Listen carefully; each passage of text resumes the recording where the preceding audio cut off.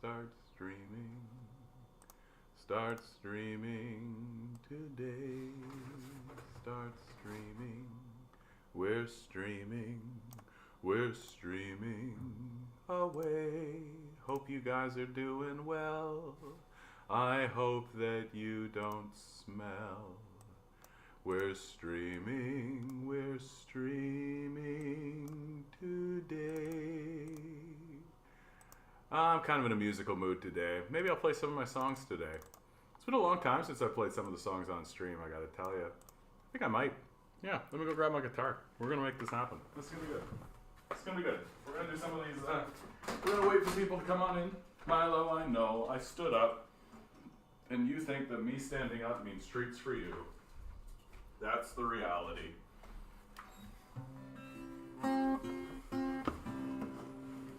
How you guys all doing out there out in TikTok land? How you guys all doing out there in YouTube land? How's everybody doing out there in everything land? I'm doing something new today. No, it's not working. That's fine. Yeah, I'm trying to get the... Oh, you want to scream? Here's content. What do you want to scream about, Cotton? Tell me what you want to scream about, bud. While we all get our shit together, I'm gonna sing a song. I'm in the mood to sing. And I'm in the mood to sing some John Denver. It's been a moment since I've sang on the stream. This is a beautiful one.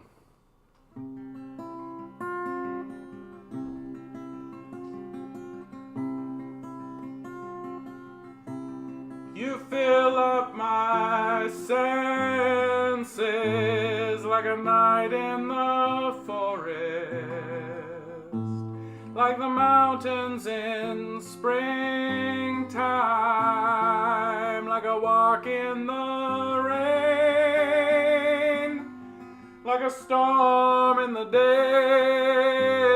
desert, like a sleepy blue ocean. You fill up my senses, come fill me again. Come, let me love you, let me give my life to you. Let me drown in your laughter, let me die in your arms. Let me lay down beside you. Let me always be with you.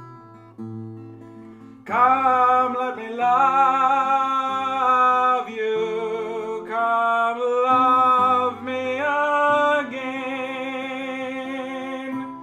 You fill up my senses like a night in the forest, like the mountains in springtime, like a walk in the rain, like a storm in the desert, like a sleepy blue ocean. You fill up my senses, come fill me again.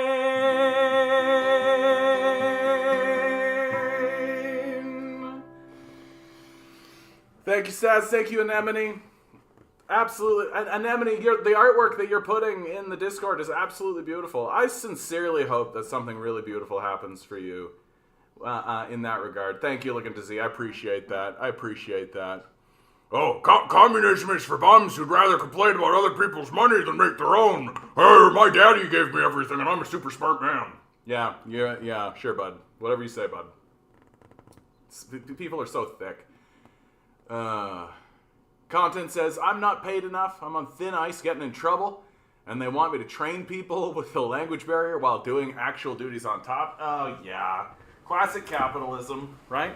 Ask for more money, bud. Straight up tell them. Like, I'm not going to do it if you don't give me more money.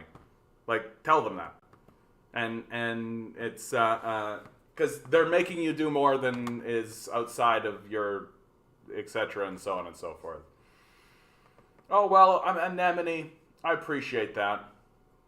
I appreciate that. I really do. You know, I had somebody tell me yesterday that they really, really valued what I was doing, and it was coming from somebody who I'm rather smitten with at the moment. So it's I'm very encouraged with what I'm saying and what I'm doing, and hopefully it's going to keep going. Wow, 8 people. How's the revolution going? Pretty good, dude. You should see what happened in Tennessee. We got, 1,000 people in Tennessee surrounding the halls of power. Tennessee Capitol protest explainer, right? You've got thousands and thousands of people are tired of people like you, right? Deciding to sit on their thumbs and do nothing while their children get shot in schools. And so they're showing up and doing what needs to be done, right? It's going to take bigger movements. It's going to take bigger stuff. I am more or less of the opinion that we're going to see a balkanization of the United States first, before people start to get really serious about the psychopathic nature of our death cult, right? But it is going to continue going down. You know what? I'm thinking of this song, so I'm going to do it. Black hole. Come on now. Black hole. Sun. Thinking of this song, so I'm going to play this one. Man, it's been a little while since I've done any of this, so I'm going to do... Today I feel like it. Anemone says, John, you are simply the best. I don't pay attention to anyone on YouTube really except you. I mean, no one else is speaking sense, so... And you missed the singing. Oh, that's beautiful, Anemone. Well, thank you. That's very, very kind of you to say. That's very, very kind of you to say.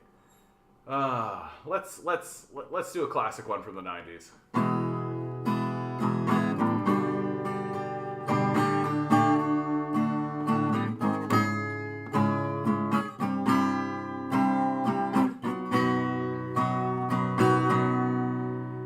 In my eyes, indisposed, in disguises no one knows, hides the face, lies the snake, the sun in my disgrace.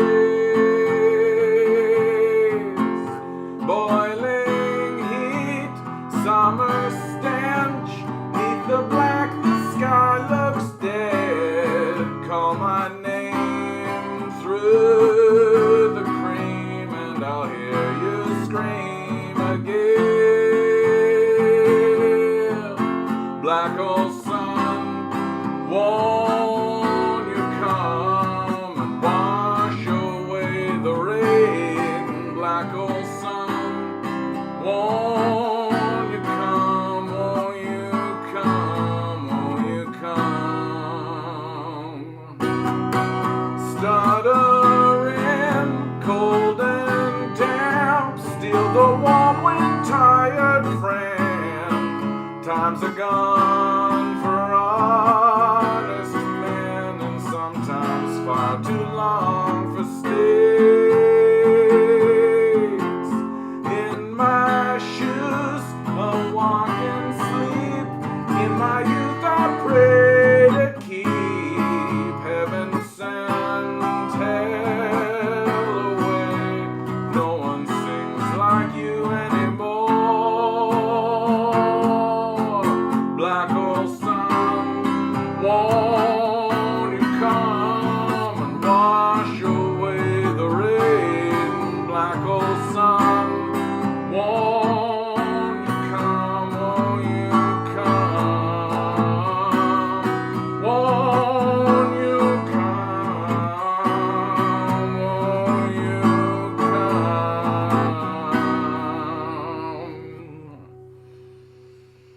Chris Cornell, wherever you are, bless you. Bless you for that one, man. I recently went through Soundgarden's entire anthology, and it's pretty obvious that Chris Cornell's whole career was constantly trying to iterate towards this particular song, and that he finally hit this song.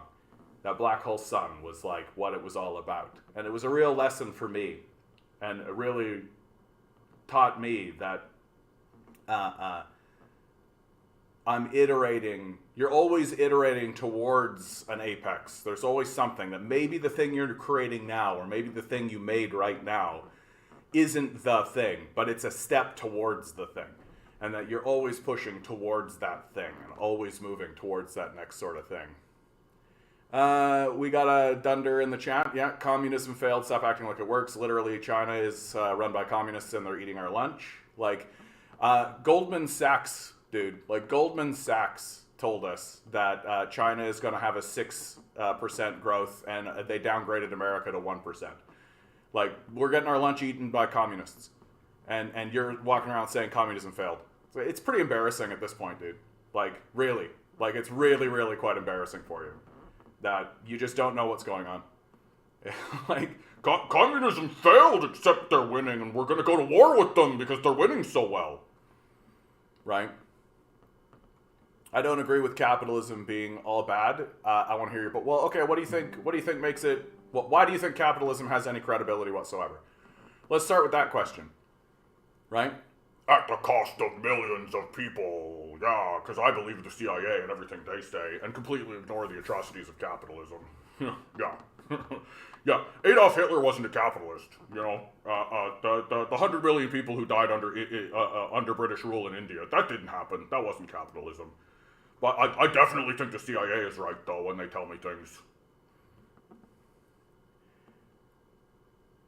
I definitely like to bring one thing up if possible. Let's go, guys. I'm trying to get better at responding to the TikTok people. Honestly, it's something I'm trying to dedicate myself to. Trying to get a little bit more sharp. Oh goodness, I hope you guys are all doing well. Oh, Anemone, you want to hear Antarctica? You got it. Maybe I'll do this one on 3.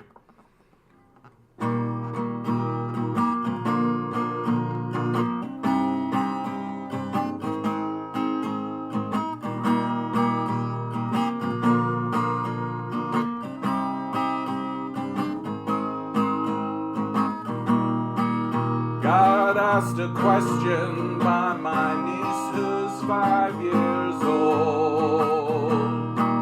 What's the world gonna be like when I'm grown?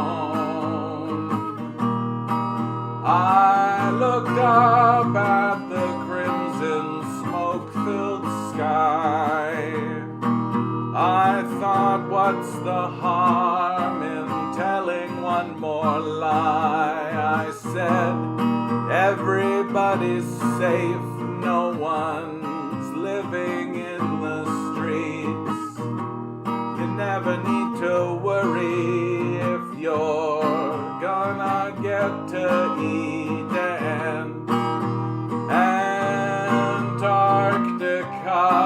is covered in ice, and everybody's happy, and wouldn't that be nice? The burning sun won't leave a paper trail.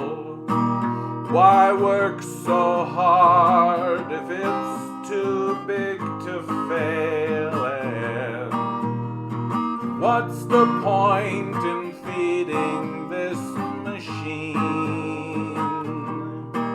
if it won't make the world in our dreams where everybody's safe, no one's living in the streets? You never need to worry if you're gonna get to eat, and Antarctica is covered in ice, and everybody's happy, and wouldn't that be nice? And I know one day my maker I will meet, when death's sweet kiss comes to sweep me off my feet. I hope by then we've learned a little more. I'd like this place to be better than before, so everybody's safe, no one's sleeping in the streets. You never need to worry if you're gonna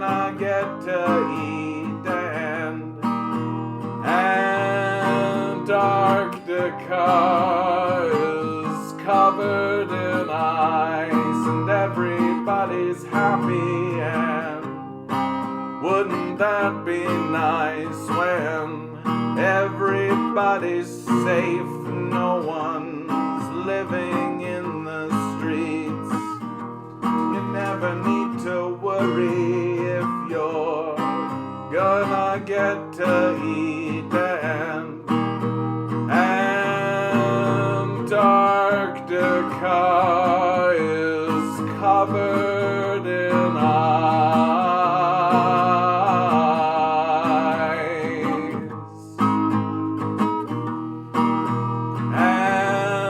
Antarctica is covered in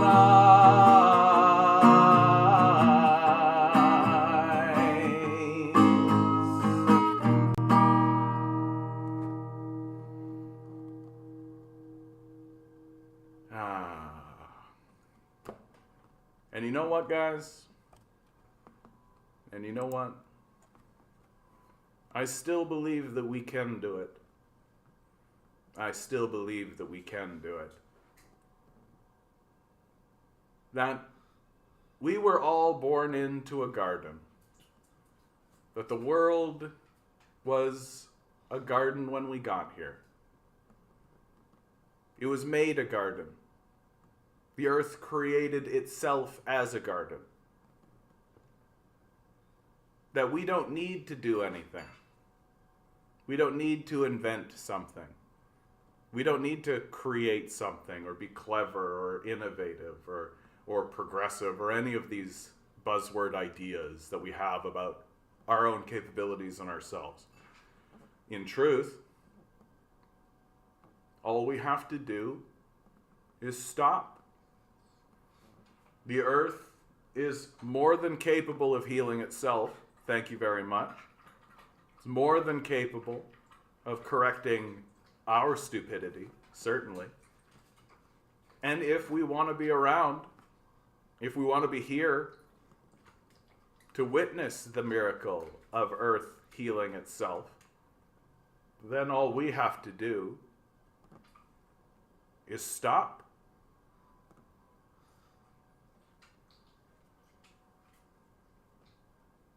Thanks, guys. I appreciate your compliments. Conton. John, I prefer your own works over covers. Just saying, oh, well, that's kind of you to say, Conton. That's very kind of you to say. Thank you so much. Yeah, don't forget to like, share, subscribe, guys. Maybe think about donating if you've got $1. If you like the music, right? You're walking by a digital busker. Maybe think about throwing $1 in the basket. Thanks, D. Marie. I appreciate that. I appreciate that. What's TikTok saying? Would you agree that communism was and still is a factor of control at the moment, though? I mean, I don't understand the question. Like, all ruling classes and all ruling governments have some degree of control, and it's whether or not that control is warranted or not. Is the control happening for the sake of power by itself, or is it happening because if you don't have control, then things go out of control, and you have external factors that come in and destroy your society, right? Progression is a natural state of both a person and a society. It shows we are all together in it. I mean, we're not all together in it. Move to China if you don't like it, says Matt. Very, very clever. Yeah, it's a quasi-genocidal. Like, oh, we'll just relocate the people we disagree with. Okay, cool. Fascist adjacent, bud. Just so you know. And just so you know, Matt, even the people who kind of agree with you, like even the people who are sitting there being like, yeah, Matt, they think that's a dumb thing to say. Because it's a dumb thing to say. And it's dumb for obvious reasons. Like, very obvious reasons. Eric, good to see you, bud. The past weekend I learned something horrifying but not surprising. There are some GOP in Texas who is trying to legalize slavery because God condones and creates commandments about slavery. Yep. Welcome to modern Canada. Oh, well, Jay Pringle, thank you so much for the donation. I appreciate that, bud. It makes me feel good about myself. Thank you so much. I feel like I'm having a good one today. Yeah, you can see how much of a trigger word communism is. People on Kid Talk are more hyperfixated on this over John's music. Yeah. I mean, I to be fair, I do have like a sign here that's like capitalism is a death cult, right? We must embrace communism. So I'm sort of asking for it. But Do you know much about traditional indigenous values? I mean, not nearly enough, honestly, and I tend to defer to the indigenous culture themselves and to listen to them when they have to say. Go visit communist countries. I'd love to. Probably believe everything you see. No, that would be you, Matt. That'd be you. That would be you that's believing everything you see. Communism doesn't work, just as Cuba. Like, Matt, you're just embarrassing yourself, honestly. Like, Cuba is a stable society. Did you know that Cuba has more doctors than Canada? Not per capita, just more doctors. That in spite of the sanction regime that we have put on them, like, I know that you're trying to blame communism for what's happening in Cuba, but people who are intelligent understand that there's a sanction regime, right? And if you're living under a sanction regime, well, that makes things more difficult. It means that you can't really connect to the global market. It means that you're isolated. And if you're isolated, it's very difficult to grow your economy. But you know what the people of Cuba have to say about it? Oh, hey, you notice how there's no prostitutes in the street anymore? You notice how there's no homeless people in the streets anymore? You notice how sure, things are poor, but we're all sort of poor together and things are stable. And the people of Cuba will talk about their massively successful healthcare system, how they have more doctors than Canada, that they'll send doctors to the United States. Like during the COVID period, Cuba was sending doctors to the United States. They were getting rejected, of course, because the United States is like that. So this kind of hyper embarrassing thing you're doing where you're pretending like Cuba is a failure when the people of Cuba are over the moon about it. And if we actually cared about the people of Cuba, we would open up the sanctions. We would get rid of the sanctions. But America can't have that. America can't have a sanction regime we can't get a sanction regime removed, because then you would see very clearly what would happen under communism. Yeah, I love this kind of thing. Neo what is it? Schnauzer? Neo the Schnauzer. Bro lives on Twitter. Dude, I don't post on Twitter. Like, you just don't know what you're talking about.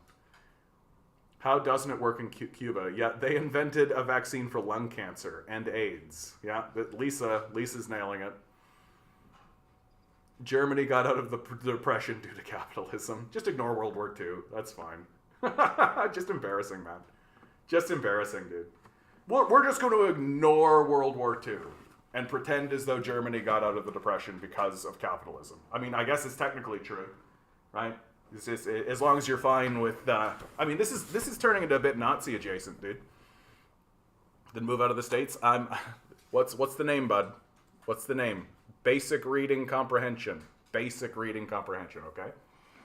Like, maybe it's time for you to stop talking. Like, maybe it's time for you to stop participating. Start reading. Start looking at books. Right. You're just kind of embarrassing yourself over and over again. Ugh. Yeah, that guy says, the Torah is pretty unequivocal about its endorsement of slavery. Makes sense if you're a fundamentalist, yeah. Joe Dowd, good to see you, just with an E. I'll take it. How you doing today, bud? Oh, yeah. I mean, if you view the Bible and if you view the Torah as this is the literal book of God, like magic book coming down from heaven, then yeah, you have to basically be like slavery is cool. But if you view it as a historical document, and you understand what was going on in the culture of that time, and you don't think it's a magical document made by a wizard, then you see that the Bible and the Torah are actually progressive documents, right? But they're progressive for their time. That it's not that they're sitting there like even these documents themselves would I think the authors of these documents themselves would be like, what, 2,000 years in the future, post-industrial, and you still are following this? Oh my God, really? Good to see you, Kaya. Good to see you. Oh my goodness. Well, let's pop into today's news. Let's start talking about today's news. We've already touched on, from the Tennessean, more than 1,000 peaceful protesters rallied around Tennessee state capitol on March 30th, calling for more restrictive gun laws. Many made their way into the Capitol. No demonstrators broke into the Capitol. No one was arrested or injured. Legislative businesses in the House were brought to a halt when 3 elected Democratic representatives stood at the podium with a bullhorn to lead protesters. And these three Democrats are being purged. That's the result of all this. Because America, as always, is descending itself into fascism, right? It's just absolutely collapsing itself, and not doing anything to try and solve its problems. Like, there are massive, massive problems raging throughout America right now, and the thing I keep saying, because things are becoming so stupid now, right? Like, it's gotten obvious now that the only people who are still standing up and actually defending the system of capital are stupid, because it's really obvious that the whole thing is coming apart, and so there's a comparison that keeps happening between what's going on in the world today and the movie Idiocracy. If you're not familiar with the movie Idiocracy, it's about a man who gets accidentally cryogenically frozen, just like an average man in today's modern world gets cryogenically frozen, and then he shows up 200 years in the future, and America has just descended into total stupidity. Everybody's completely moronic. And so, of course, people are like, oh yeah, we're going into Idiocracy. And I go, no, we're way worse than Idiocracy. We're way worse than an Idiocracy. Because in the movie Idiocracy, the president of America at that time, named Camacho Mountain Dew, played by Terry Crews, he understood that there was a problem going on. He understood that he needed to respond rationally to his electorate. He sought a solution to the problem, found the person who he thought could solve the problem in the form of the protagonist, who at that point is called Super Smart Guy, and then, in fact, indeed, solved the problem. That makes the president of the stupid people in a movie that's about how stupid our society will become smarter than the last 5 or 6 presidents. By a lot. Significant amount. Because our presidents and our leadership don't acknowledge there are problems. If they do acknowledge that there are problems, it's exclusively for political reasons. They don't feel they need to respond rationally to the electorate. They don't feel they need to solve the problem. And they don't feel that they need to even find anybody who's responsible for solving the problem. Right? So we are dumber than the people in the movie Idiocracy. By a lot. By a significant amount. Okay, Milo, you don't get to just sit there and whine to me. Wow! You're gonna be like that. You're gonna be like that. Jeez Louise. Sorry, people. I didn't realize Milo was gonna be like so aggressive. Oh my goodness. And here you have a situation, right, where you've got people, 1,000 people at least, and some Democratic legislators standing up and being like, hey, why are our kids, like, why are we doing school shootings? Why is this happening? Right? Why is this happening? Like, why is it happening that we're constantly experiencing this? We have to do something. And what's the response from the legislators? We need to get rid of these guys who are complaining. These guys are complaining. We need to get rid of them. America's decline into fascism is getting very, very serious. Very, very serious. And if it's any estimate, like, for real, we got Matt is still, go move to Russia and China where all the communists are. It just gets embarrassing, dude. Like, omnicidal tendencies. I love that name, dude. Although I don't understand it, I love saying it anyway. Omnicidal tendencies. Idiocracy is a dumb comparison and metaphor to use. It was the result of dumb people being allowed to breed uncontrollably. Yeah, I mean, that's kind of that's the mechanism by which it happens. That the movie used to see happen. Animal abuse alert! Animal abuse alert! Oh wait, it's a pug being overly dramatic. Yeah, exactly. Filings reveal Amazon spent over $14 million to bust a union in 2022 alone. Isn't it so great that we live in a society where people are like, more wages, please, I'd like to pay the rent. And the companies that are fighting against raising wages are willing to spend millions of dollars. Like, they literally could take that $14 million and just given it to their workers, right? They could have just taken that $14 million and be like, oh yeah, we'll just give it to you. But instead, they're gonna bust unions with it. Like, the amount of ridiculousness is absurd. Absurd. Tinker, good to see you, bud. Omnicidal says, Omnicide, planet-wide death. It's genocide's big brother. Oh, and you've named yourself that. Ooh. Oh, my goodness. An investor is now Canada's largest landowner. It's my absolute favorite, right? Like, it can't be, it's got to be a good idea to stop having farmers be farmers, right? It's got to be a good idea to have the largest landowner just be some rich idiot, right? Real estate is a hot topic in Canada. Most Canadians are acutely aware of how home prices and rents have skyrocketed in the last 15 years or so. In large cities, investor ownership of condos and houses has attracted the attention of policymakers and the public at large, prompting the federal government to crack down on foreign buyers. Yeah, my absolute favorite. Let's crack down on foreign buyers, even though it's literally our own people who are buying up the housing. Like, this crackdown on foreign buyers is the most xenophobic nonsense. Like, the people who are buying up the housing market are organizations like BlackRock and Vanguard. If you want to get into the small scale of it, it's like rich boomers who are buying their third or fourth property. But for the most part, you're just looking at housing hoarders, right? Like, house hoarders are just like absolutely the most brutal thing that's going on in our society. Like, and the idea that one person should own two houses before everyone has a house should be offensive to us. But we're not very smart as a people, so. Am I for real? Yeah.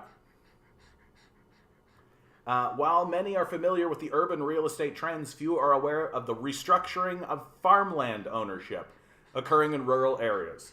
Since 2014, we've been studying changing land tenure patterns in the prairies, where 70% of Canada's agricultural land is situated. Our research reveals three major trends: ongoing farm consolidation, increasing land concentration, and expanding investor ownership of farmland, leading to growing land inequality. Like the transformation of urban real estate, who benefits from these changes is highly contested. So I love it when the mainstream media does this, where they're like, oh, it's a complex issue and there's lots of sides. You know, like with climate change. Yeah, sure, we're going to burn down the planet, but guys, money. Money. You know, we got to make sure that everybody's got money. You know, the thing we invented and created out of thin air. Got to make sure that that's something that is sacred. That Galen Weston and David Thompson got to make sure that they keep their vast fortune, you know, atop the smoldering ruin that we create for ourselves. We're very smart. Isaac says, "Yeah, I'd like to move to China, the fastest growing economy, and overtake the U.S. and Europe combined, or Russia, the strongest currency since last year." Yeah, I mean, the whole like move to China kind of thing, it's just childish. That's all. Like, it's just a way to stop thinking. Like, it really is. It's just a way, you're just admitting to the world that I'm not interested in discussing or thinking about the subject. That if all you're going to do when somebody says, oh, look, there's another culture out in the world, there's another society out in the world, and they're doing something, isn't that interesting what they're doing? Maybe we should think about that for ourselves, and maybe we should see if we can adopt that idea, because it seems to be working over here. I think it could work over here. And if all you're going to do is stand there and say, if you like it so much, just move there, then you're dumb. Like, then you're dumb. And there's just no reason to continue taking you seriously as a person. Like for real. Like, a person who says that to you, you basically can just go, okay, well, we're here to discuss how to solve problems. Right? Like, I'm not here to discuss how to make my life better, right? I'm not here to discuss how to so I can become rich. Like, go listen to some frauds and some grifters like Kevin O'Leary or something if you're interested in that shit. Like, I'm interested in discussing, hey, we have problems, right? Like, obviously we have problems, and we should be allowed to seriously discuss what those problems are.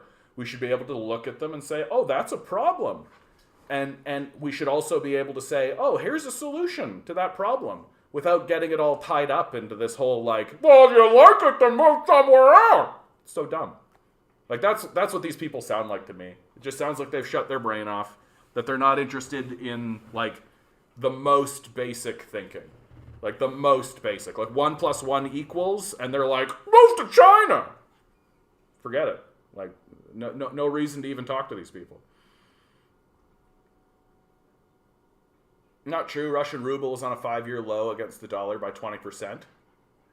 I think the thing that's going on with the Russian ruble right now is that we were expecting it to collapse. That was the narrative that we were given, right? We were told that the ruble was supposed to decline significantly, and it hasn't.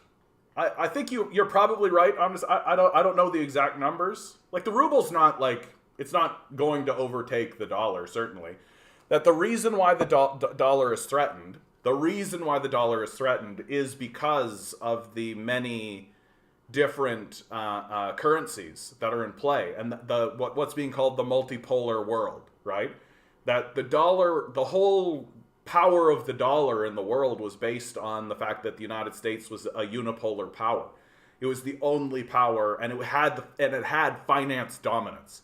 So if you wanted to trade on the market in the world, you were trading on the dollar, right? That the dollar was tied to, and still is in many cases, tied to oil. And if you want to trade, right, but it's not like one overtaking. It's that what's going to happen, and what is happening, is that China and India and Brazil and Russia and Saudi Arabia, under this BRICS, which Anemone has mentioned here, right, are all beginning to trade with one another, and they're trading off the dollar. And the major concern, Grinning, good to see you, bud. The major concern is that because most of the world's population is trading off the dollar, and is going to continue trading off the dollar, eventually they're going to look at America and ask America very seriously, what is it you actually make? Like, what is it that America actually makes? What is it that America actually does? What is it that America actually creates and puts into the world in a beneficial way? And the answer to the question is just war. All right, that's all America really makes. It just makes war. And the rest of the world is starting to say, well, we don't want that, thank you. We're not interested in war, so what else do you have? And America's response is going to be nothing, right? Because America doesn't really make anything of value to the rest of the world. That's what the rest of the world has been doing.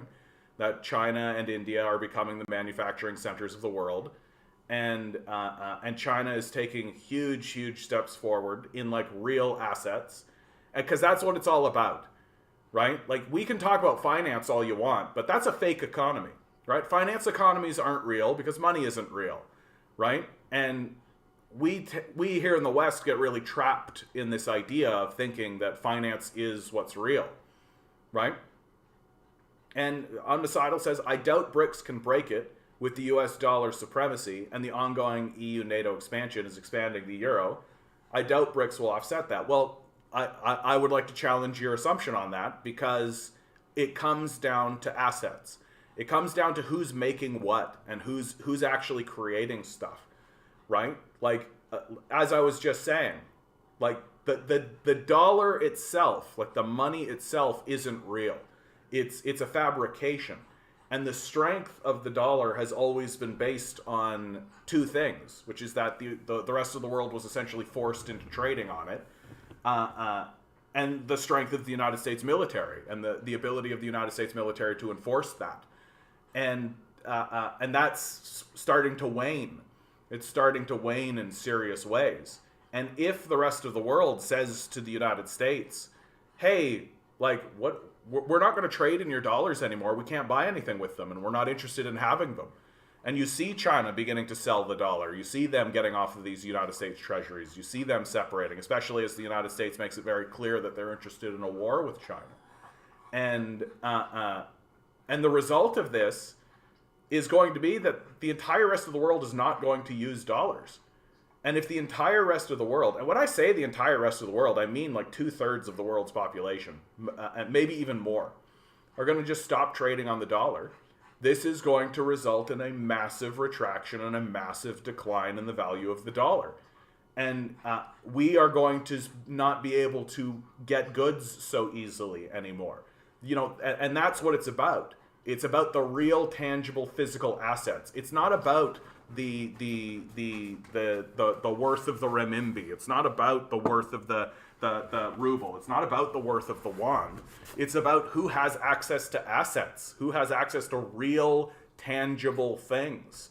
And we tend to forget that when we're discussing economics, because neoliberal economics is a religious ideology. It's not an economic system. It's not interested in real things. It treats money as a god.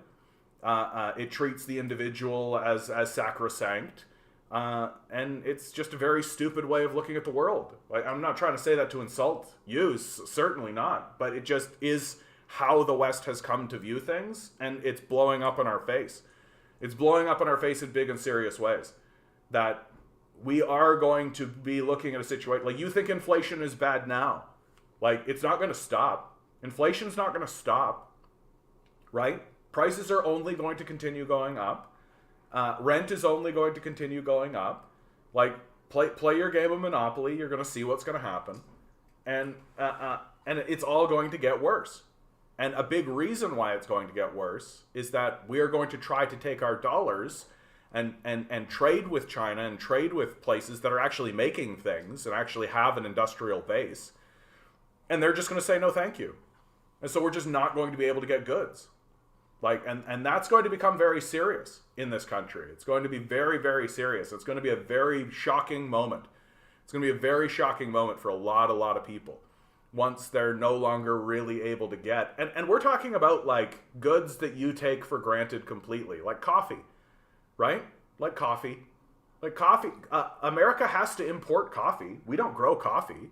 Like, maybe there's like a very small, tiny amount of it that's actually grown in the United States, but we import most of it. And, well, what are we going to do if these countries start saying, like, well, we don't really want your dollars. We can't buy anything with dollars. China doesn't want your dollars. Russia doesn't want your dollars, right? And I keep saying it over and over again, right? The United States keeps putting sanctions on everybody. Well, if you put sanctions on everybody, then you're the isolated one.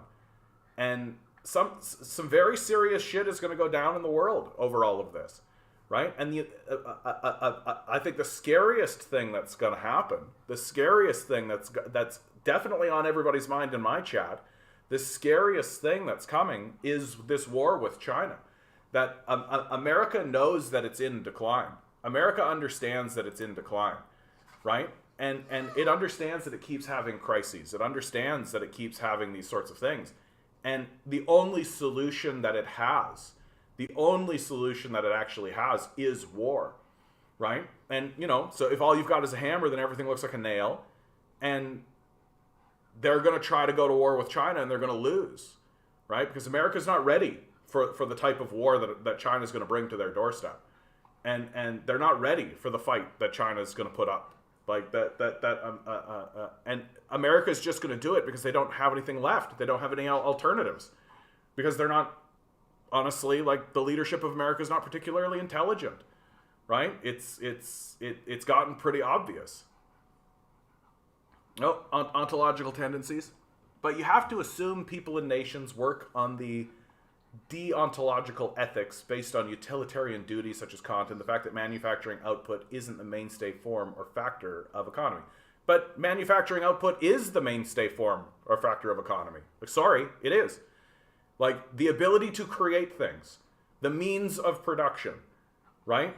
Like, if you are not thinking about your economy and about the world on this kind of a level, then I don't think you're actually talking about economics. You're talking about something else, right? You're not really talking, like, it's about stuff. It's about things. Who can make the things? Who has control of the things? Who has control of the means of production? Who creates the means of production? Who has all of that? And if you're not actually thinking about that, then I don't think you're thinking about economics. Like, you could be thinking about philosophy. You could be thinking about religion. There's all kinds of things that you could be thinking about, but it's not economics, right? And you don't even need to go into Marx to have this kind of thing. You can just take a look at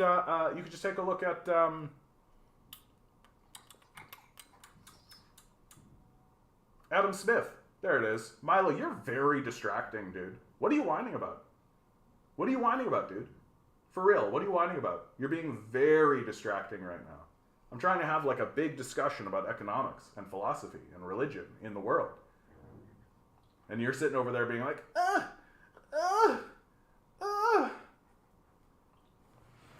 love you, buddy, but you're a dog. Your problems are very small scale. And you've had all the treats, you've gone out for peas, you've had play, you've done all the things. Here, you know what? You want some treats, buddy? You're being a good boy. You're being a good boy. I spoil my dog. I spoil my dog like crazy, guys. Yeah, Milo is a capitalist, isn't he? Sees the pugs of production. There you go, buddy.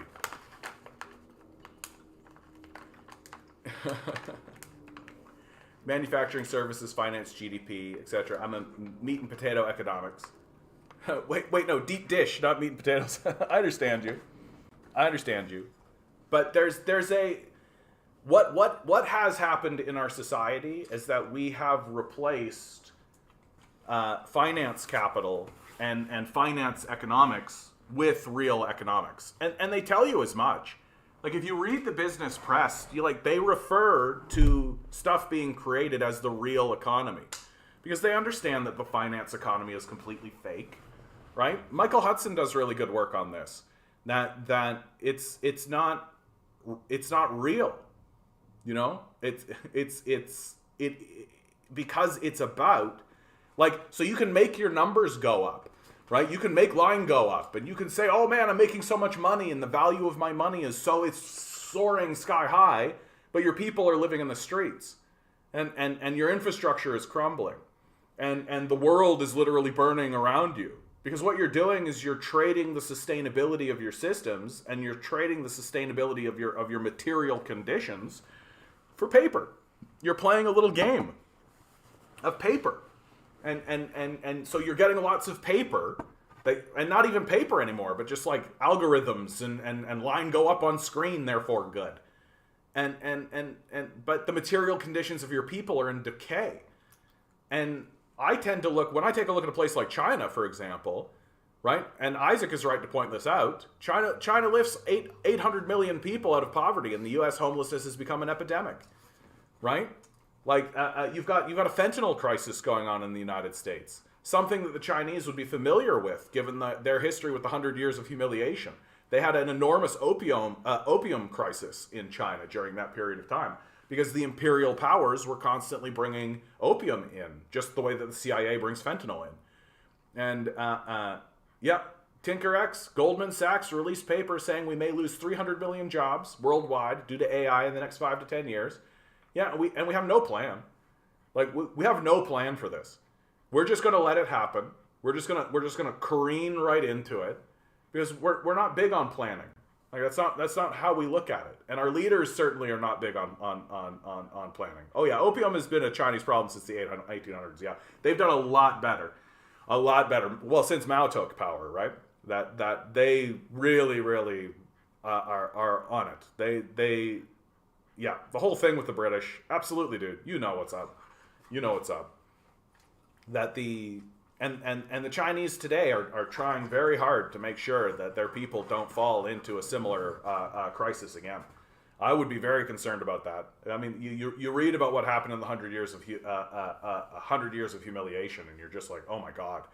What a tragedy! What a disaster for the people of China. So it's one of the reasons why I'm really rooting for the Chinese today, because they went through a really brutal period of time, and the history with Mao. And Mao was an excellent leader, but definitely it's war, right? It's war, and nobody wants to go through war. And then you go through Deng. And Deng is a different type of struggle. It's not a war, but it's definitely a social struggle. It's definitely people were going to these factories and doing what they were doing, understanding that they were going to war. And now you have it's all sort of paying out for the Chinese, and they're actually getting their cities are glittering gorgeous. I love showing the cities on the walk around videos here on the channel. It's just wonderful. It's just wonderful stuff. So it'd be a real shame if along comes America and blows it all up, because that's what America does, right? It'd be a real shame. Where has communism worked? Literally, China has the one of the strongest economies in the world today. It's ruled by the Chinese Communist Party. I don't know what to tell you guys anymore. Like, really. These guys who come in and are like, when has communism worked? I mean, except the obvious, like the Soviet Union literally was the first people into space. Took basically feudal serfs and created an industrial superpower able to defeat the Nazis. I mean, this whole where has communism worked line, it's I only really believe in one conspiracy theory. I only really go towards one conspiracy theory, and that conspiracy theory is that people are getting hypnotized through these phones. That the CIA is using apps and using phones in order to hypnotize people, so that you hear the word communism and you immediately just default into the CIA buzzwords and the buzz points. And this is one of them. Communism never works, except it always has every single time. It always has every single time. The United States wouldn't be bombing countries if it just failed, right? If communism fails, right? If communism just collapses on its own merits, right? Then why do we bomb it, right? Why do we bomb it? Like here's a question. Yeah, it obviously worked in Russia, like obviously. You took a bunch of feudal serfs being ruled by monarchs, and they were the first people into space. And where's the Soviet Union now? Well, they gave up on the Soviet project, and there's a reason for that. If you care to hear it, right? I always like to say that in World War II, the Nazis lost, but fascism won, right? Communism lost in World War II, so the fascists won. And when I say fascists, I definitely mean the Americans and the British.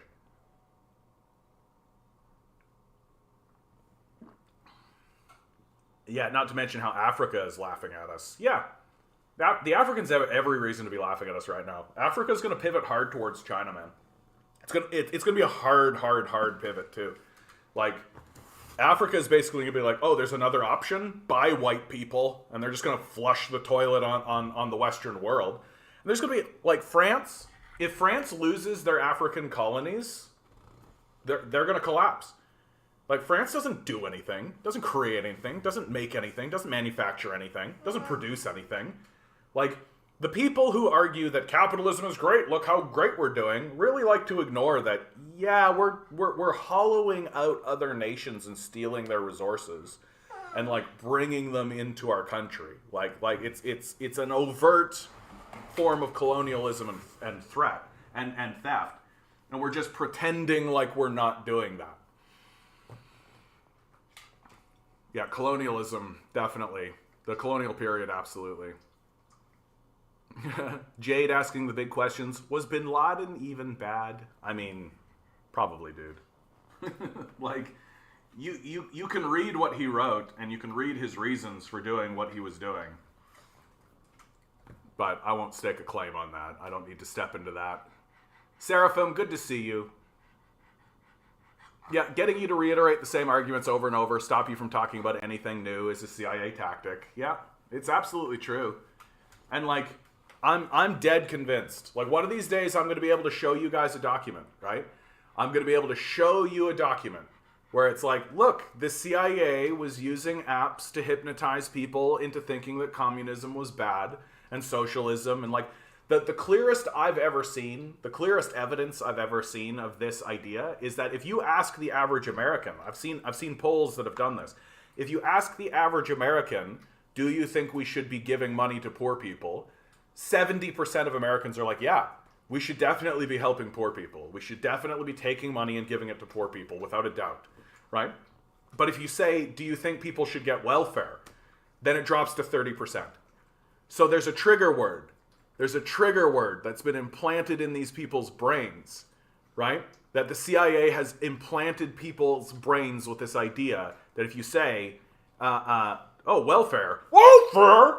Oh, keep your government hands off my Medicare, right? And people just lose their minds. People just lose their minds. And I think welfare is a buzzword. Communism certainly is. I think socialism was, but somehow it managed to fall apart. And the And there are others. Certainly there are others. But I'm one day what's going to happen is they're going to do a big church commission. We're going to go into the CIA and be like, hey, what's the CIA been doing? And we're going to pull out documents and it's going to be like, hey, guys, the CIA has been hypnotizing people through smartphones. And when I report on that, I'm not going to be like, whoa, guys, whoa, you'll never believe it. I'm going to be like, called it. I was right. I was right the whole fucking time. But why should my hard-earned money go to people who work but don't? Nicholas, I'm really going to break your heart here, right? People work. They're just not paid. Like this whole idea that people are not working, it's somewhat embarrassing, right? And the argument works the same every single time for whatever you want it to work for. Like, if you do not pay for someone's education, then you will end up in a society full of stupid people and you will pay for that instead and you will pay more. If you don't pay for someone's garbage collection, then you're going to have streets full of garbage. And if your solution to that is start finding people, then you're going to end up spending more doing that than you would just paying for people's garbage collection. That it's cheaper in every single situation, for every single argument, for every single position, for every single person. It's cheaper every single time to do the most egalitarian solution. Right? So, like in Finland, for example. In Finland, they basically just said, hey, we've got homeless people, we've got empty houses, 1 + 1 = 2. Forget this. And you know what happened? Homelessness ended, and it was cheaper. It was cheaper to do it that way, right? You spent less money in Finland solving that problem because people in Finland got over this idea. Why am I paying for somebody's house if they're just not going to earn it? If they're not going to earn it! As if anybody earns anything. As if anything is earned. Like, that's the funniest part about that whole line of thinking. I earned it. I'm a randomly generated creature in a world who was born into a position of status and privilege, given the circumstances of my birth. But where I'm at, I completely earned by myself. I just don't take it seriously, bud. I just don't take it seriously. This whole like Petersonian idea, right? This whole Petersonian idea that says, You're the one that's doing everything, and you work harder. Like fundamentally, it's a belief system that says, I'm more important than God. That the forces of the universe spawned me into reality, but what I do matters most. Like, I don't take it seriously. I'm shocked that people do. I'm shocked that people do. That voice plus nail polish destroys everything relatively intelligent. Just say you're a bigot, bud. Just say it. Just admit it to yourself. Just admit that you're scared of things and that you're a child. That's all. Like, if this offends you, like if this is scary to you, you're a child. It's time for you to grow up. Very straightforwardly, bud. Like, the world is going to be more strange and complex than you can possibly imagine. And if this scares you, whoa, this is what scares you? Oh my goodness. Then you're a child and you don't need to be taken seriously. I'm not offended by anything except that thing that you obviously just said. This offended you, right? I'm unintelligent to you, right? This renders me unintelligent to you, right? So you're a baby. You talk like it's all rich people. I mean, yeah. I'm poor, but I work. Why should the next guy get it for nothing? Well, dude, why are you worshiping your own suffering? Like, we're trying to alleviate your suffering too, dude. Like, why are you working so hard for nothing, basically? You're working, but you're poor, right? Who are you working for? Do you even know your boss? Have you even met your boss? Right? Like, all you're doing is putting your boot on someone who's slightly lower down the ladder because of the fear that you're going to have something taken away from you. When what I'm arguing for is everybody getting pulled up, right? And that we have people at the very top echelon of this. Like, you're sitting there being like, and I'm literally talking about people who have hundreds of billions of dollars. Like, I'm literally talking about organizations like Vanguard. I'm talking about organizations like BlackRock that have tens of trillions of dollars. And the idea that you are taking those statements and saying, it's all about me! I don't know what to say, bud. Like, it's kind of weird. Your mockery of people willing to debate is not a debate. that makes you seem unintelligent. No, dude. Like, if somebody's gonna say something about the nail polish, then, and I gotta be really honest with you guys. Like, it's not really a debate. Like, you guys are saying very dumb things, and I am correcting your dumbness. Sorry. Like, I'm sorry that you think that this is a debate, but it isn't. Like, that's what's so funny about it. It's the reason why I don't talk to TikTok kids, man. It's the reason why I tend to stay away. Because it's just like the dumbest things that come out of this thing. People genuinely believing that they're more powerful than the forces of the universe. People who genuinely believe that what matters, that we should just ignore the billionaire class completely. Just ignore them utterly. What matters is my $20,000 a year I make. Like, it's just like...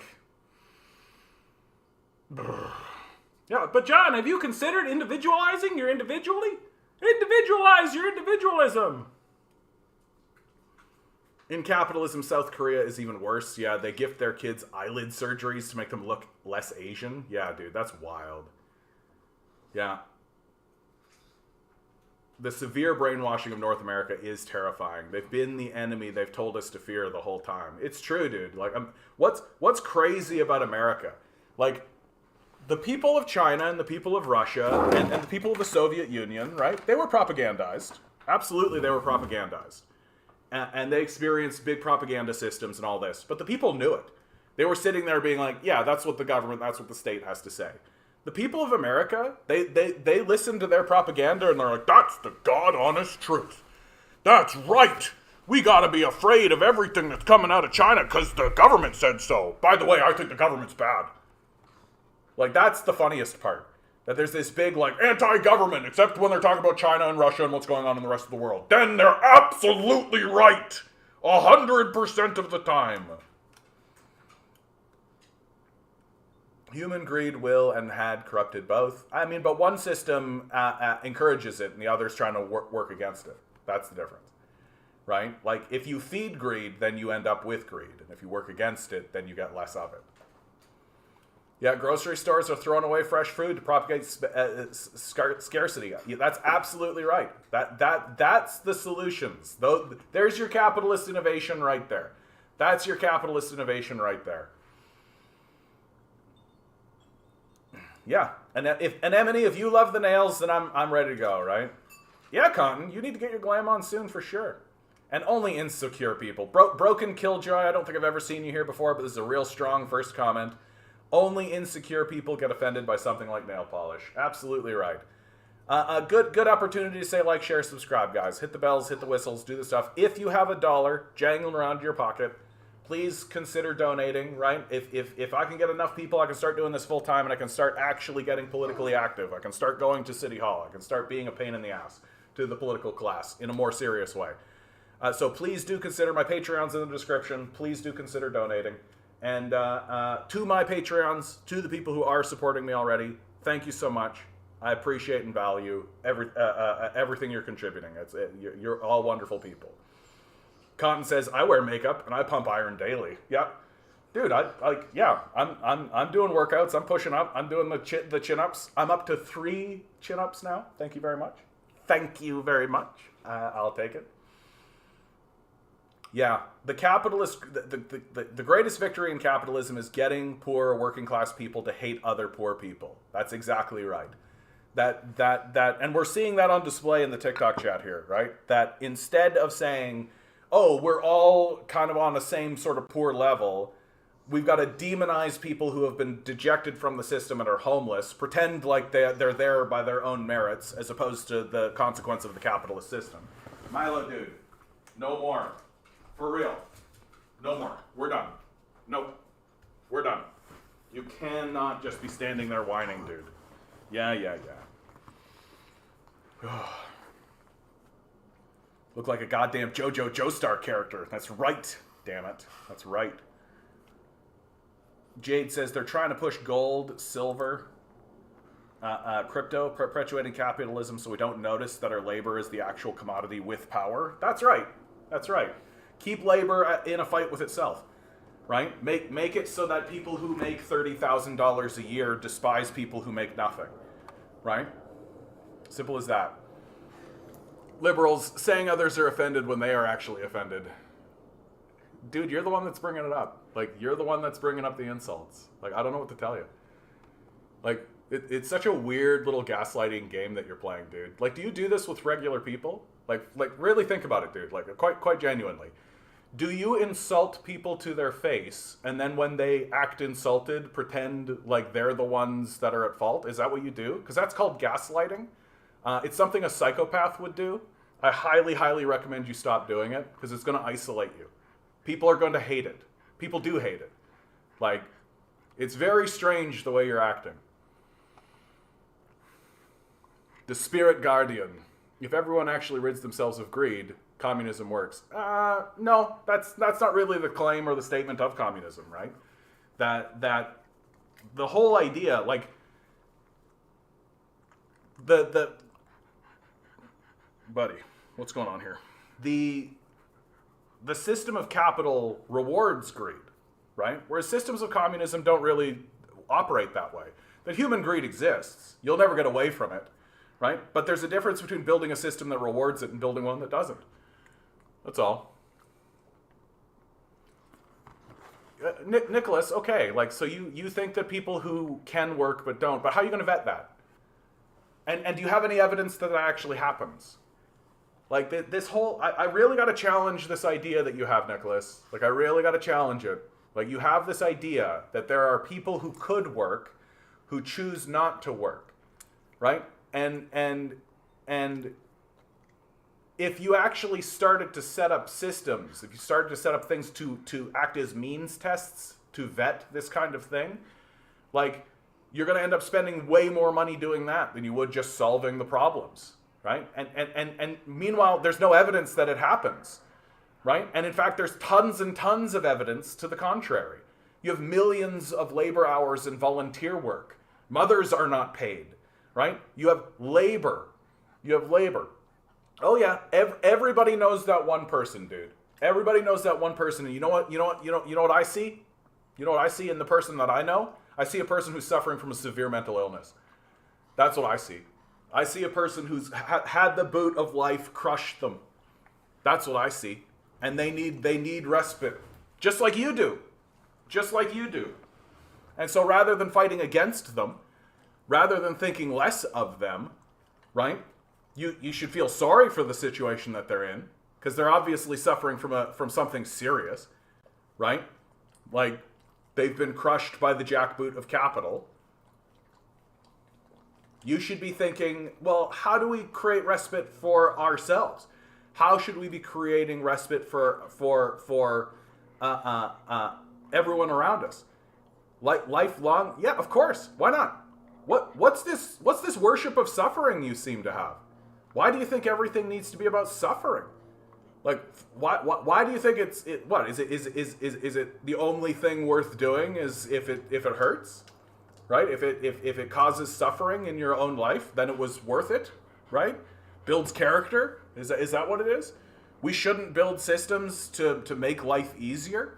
We shouldn't build systems to make life nicer. We shouldn't make it so that when the randomly generated people come into the world, that they're like, oh, there are systems in place to ensure that food and shelter, education, healthcare, these things are all just taken care of. That they just exist and persist in the world. No, can't have that. We need worthless middlemen to come in, destroy all those systems, withhold them from us, and force us to work for them. That's what we're doing, right? Is this something that we should encourage? Is this something that we should fight for? Is this something we should argue about? I don't think so. Yeah, lots of companies are already fully integrating ChatGPT. Yeah, pushing AI hard on my kids. They need to know how to use it. Yeah, all of this stuff. And these things are going to sideblind us, man. Like, we're not... Oh, I'm talking to somebody on the TikTok grinning. TikTok. I'm trying to talk to the TikTok people more. I know, grinning. Why is work so unendurable and so horrid that folks would rather choose not to work and subsist? Why is work so unendurable and horrid that folks would rather choose not to work and subsist on meager welfare? Like, And then there's also this other aspect that I do like to bring into the conversation, which is that we are, as a people, destroying ourselves. Like, the structure of capitalism and the structure of climate change ensure that we burn ourselves to the ground, right? And you want me to work for that? No. Very, very straightforwardly. Like, basically the people who are standing up and saying, go get a job, are saying, betray your children. No. Nope. Not going to do that. So I'm gonna do the absolute bare minimum for these capitalists, for these psychopaths, for this devastating death cult that's actively working to destroy the planet and the species. I'm not going to facilitate anything that they have to say.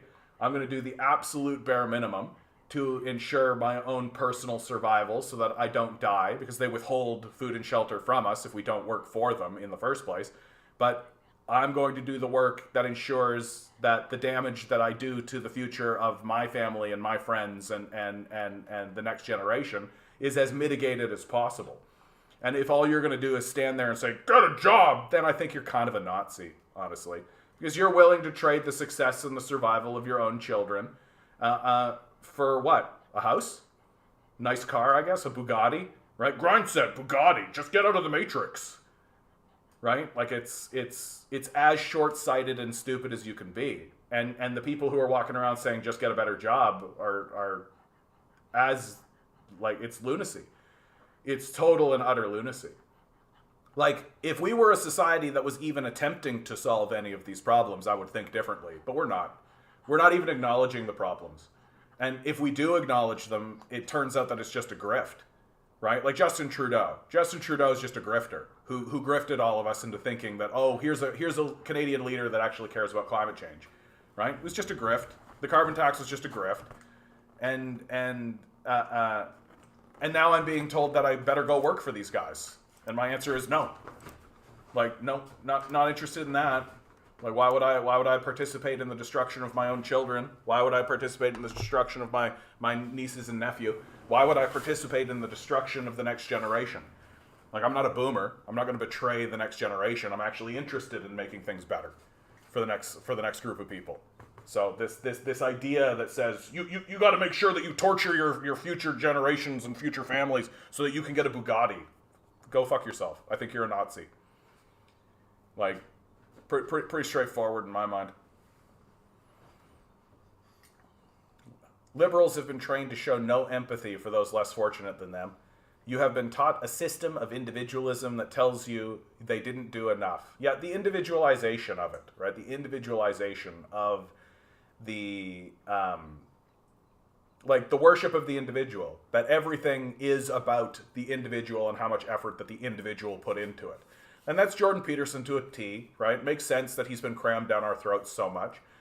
Because as long as you're hyper-focusing on individuals, you can never actually have a discussion about systems, right? That the systems and the institutions that exist and persist in your society matter far more than any individual action that can be undertaken. Like, and this worship of the individual that's peddled by frauds like Peterson really exists in order to convince you to ignore the more important thing, which is the system that you operate in, right? Like, you cannot honestly believe that the institutions and the structures that exist and persist in the society have no effect whatsoever. And to believe that, like, an institute like the Federal Reserve doesn't have a major impact on what happens to people in the society, I just think you're out to lunch. I just think you're out to lunch if you're thinking that way. And the idea that an institution like the Gates Foundation doesn't have a major impact on what happens in the society, it's just wild to think about.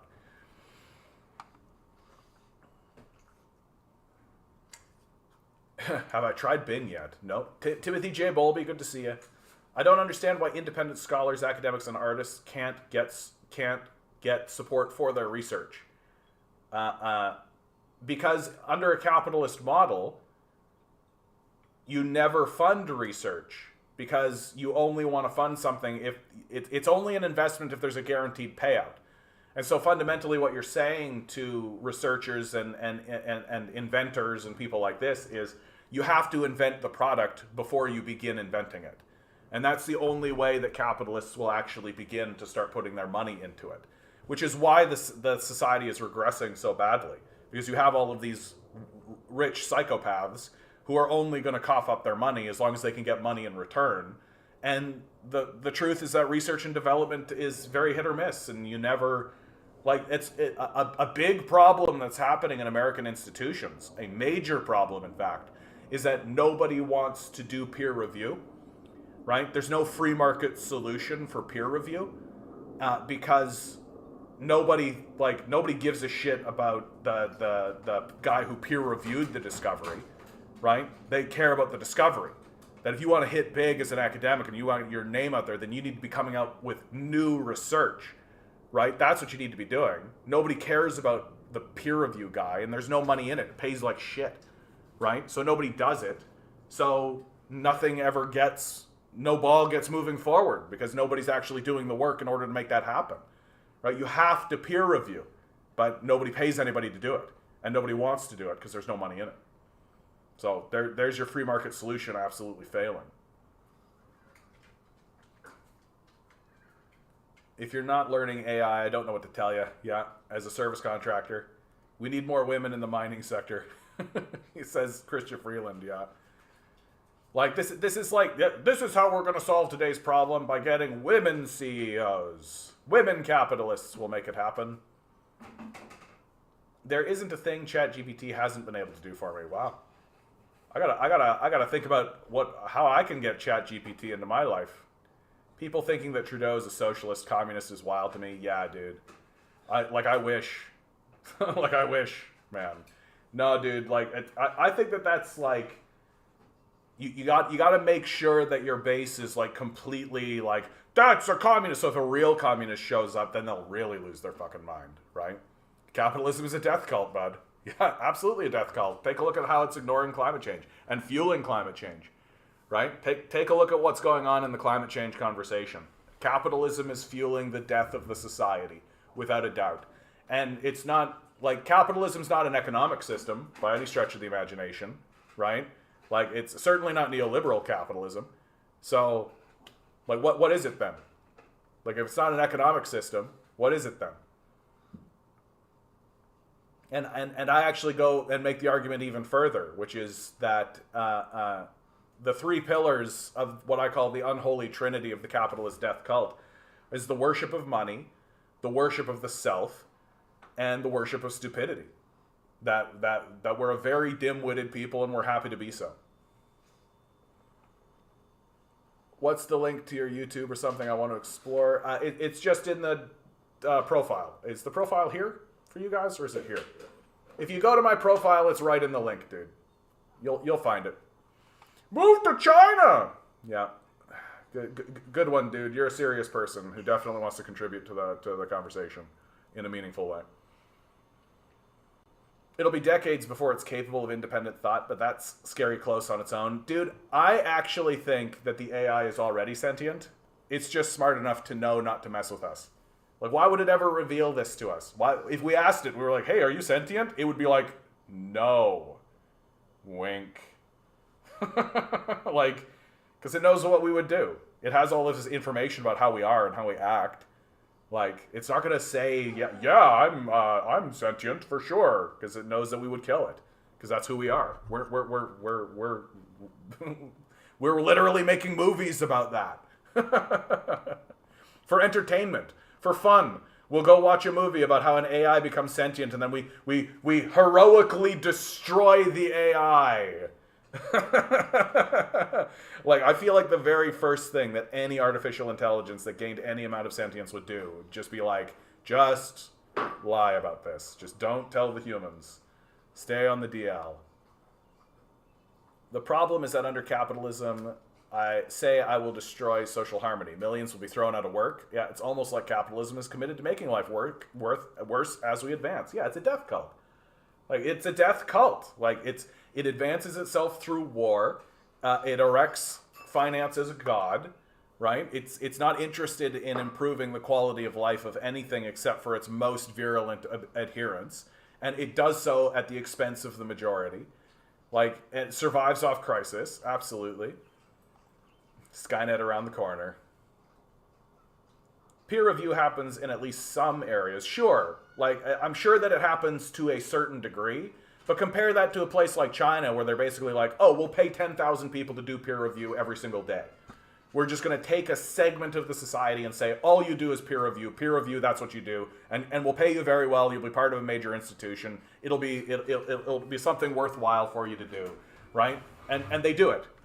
So compare those two systems, where it's like this is why America is actually falling behind and will continue to fall behind, is because you've constantly got to be pulling teeth.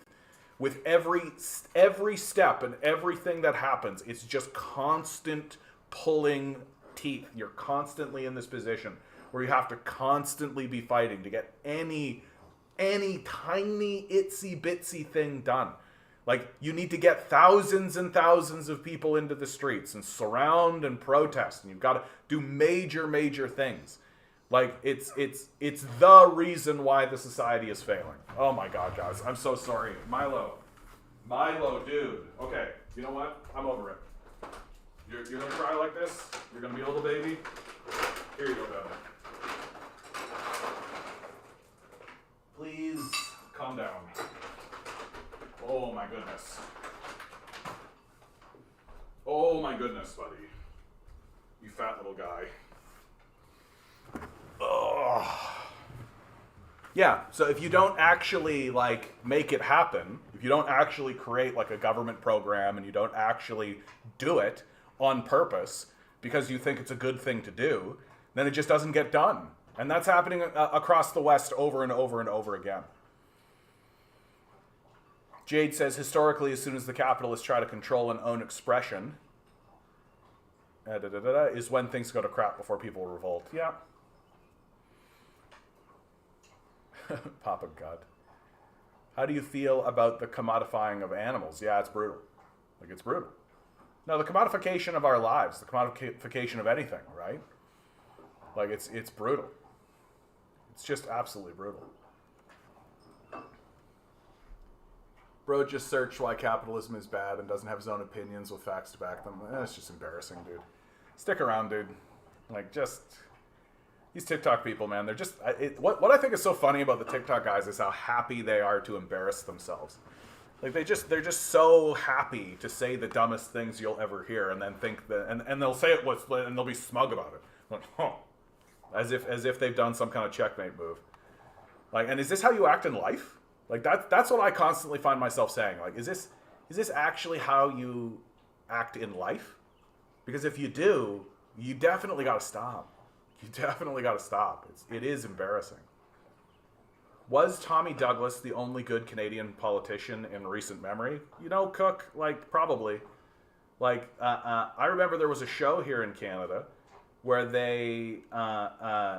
It was called "Who is the Greatest Canadian?" and it was like this bracket thing that Canadians could call into and all this. And Tommy Douglas won that show, right? Do you think Justin Trudeau would win that show? Do you think even Pierre Elliott would win that show? Do you think, like, it seems to me that Tommy Douglas came to power. He was a priest. Seems to me like he came to power. Because he wanted to do something good for the people of Canada. And that the Liberals were so terrified of him that they had to enact the policy themselves. Because they knew that if they didn't, the NDP would take power. And that would be a disaster for the capitalist death cult. Just look at the pandemic response and how conservatives are doing everything in their power to fight against any measure, yeah? Memory capacity hasn't achieved necessary levels to hold a sentient AI. AI is a neural network. There's no way it's sentient yet.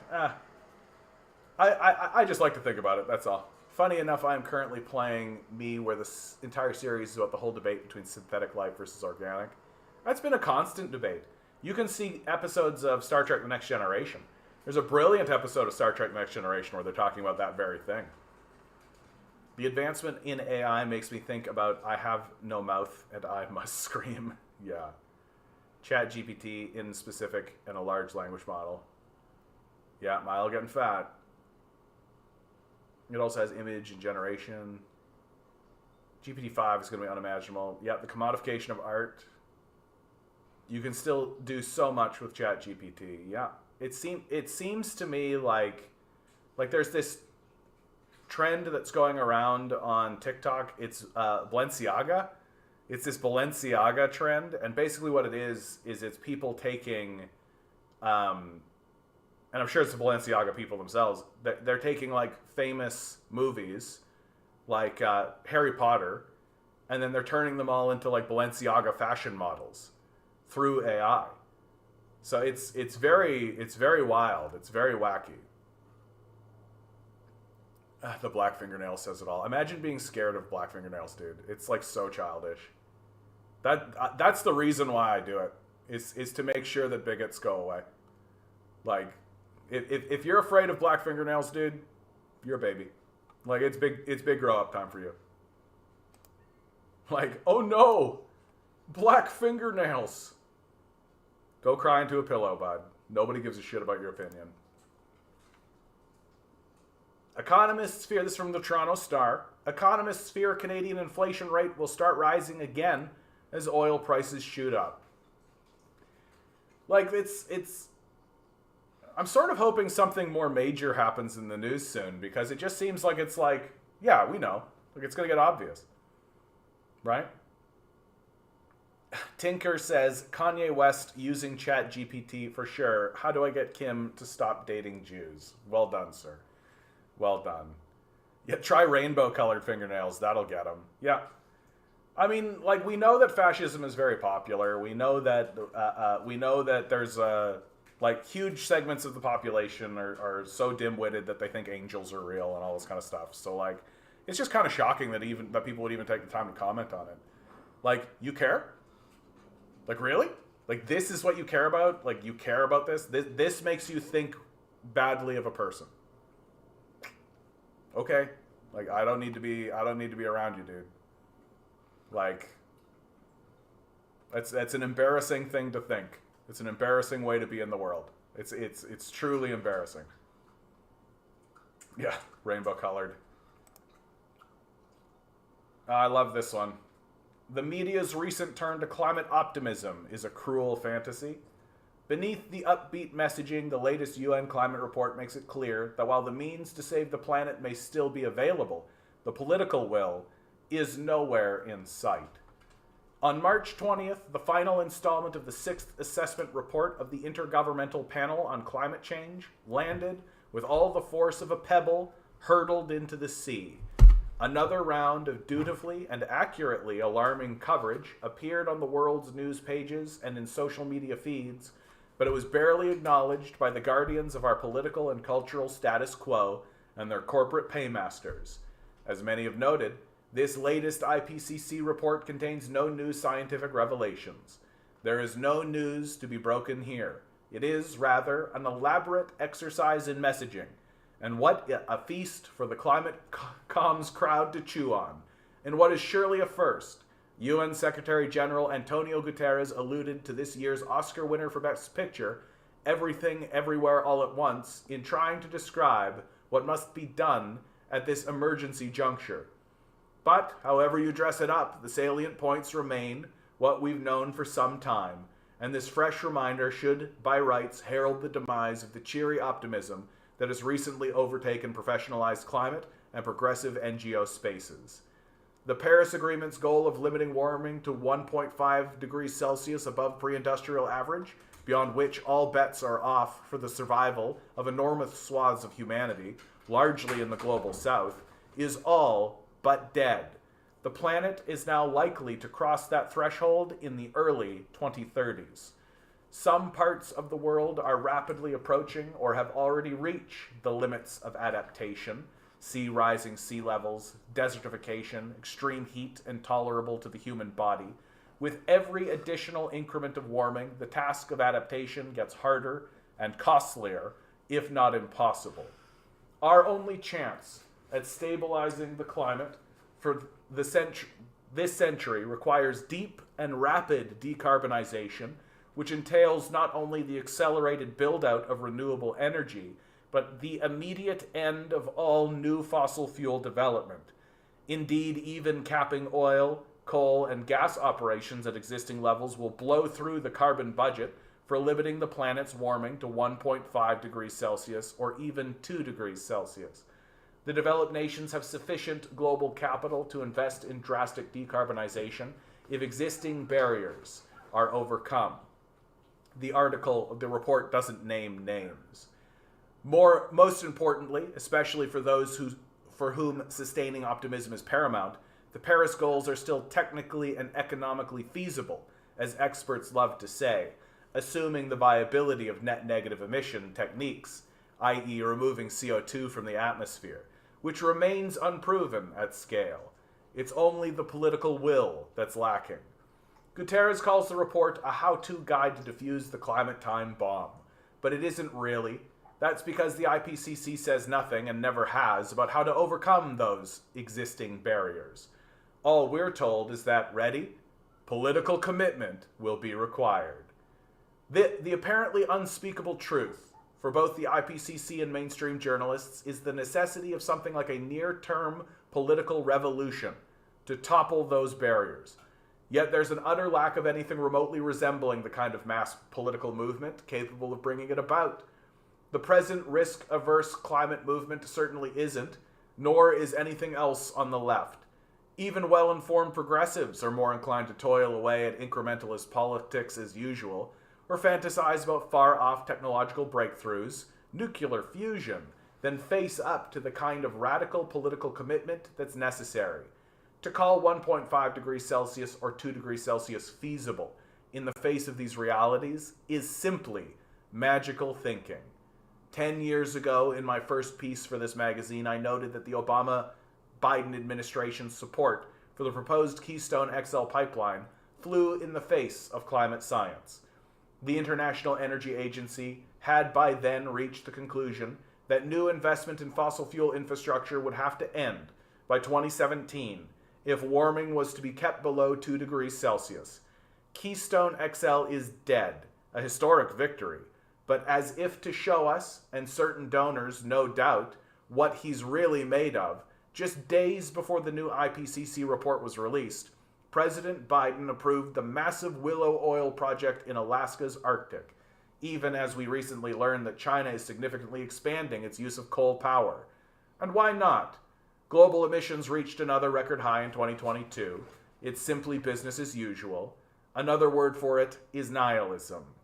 A true reckoning with the radical implications of climate science, that nothing short of political revolution will prevent what amounts to genocide for large, mostly dark-skinned portions of humanity, has yet to come.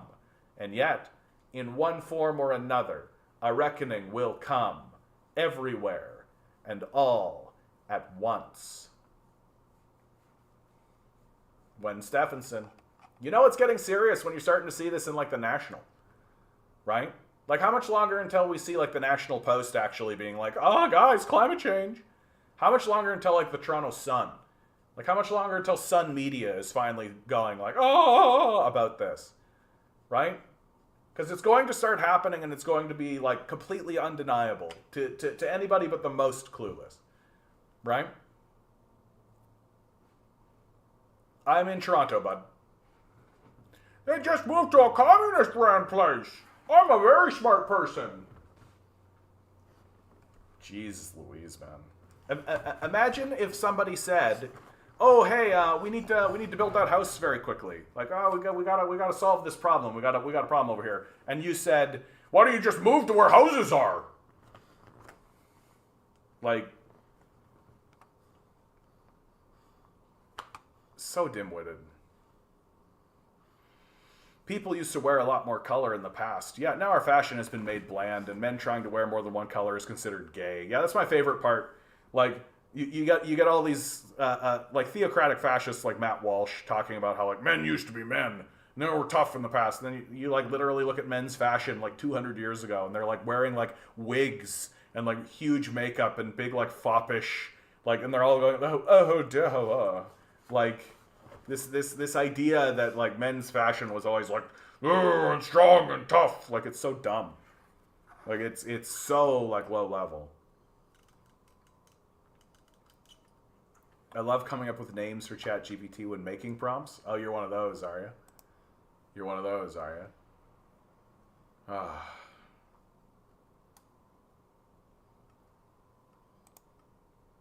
It's so like we are going to careen like face first into this stuff. No, I'm just messing with you, Anemone.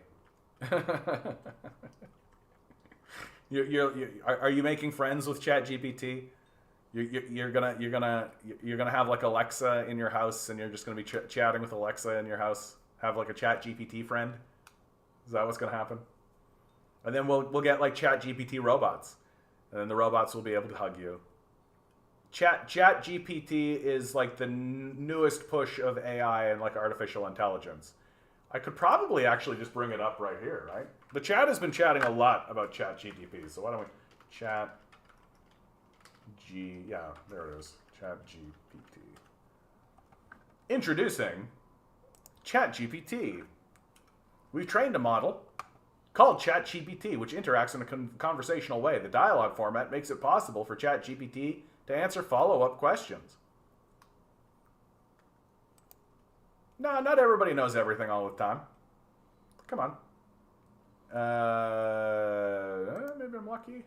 Did I already create one of these? Continue. Continue. Maybe I should have done that off screen. Too late. New chat. Yeah, here we go. So like,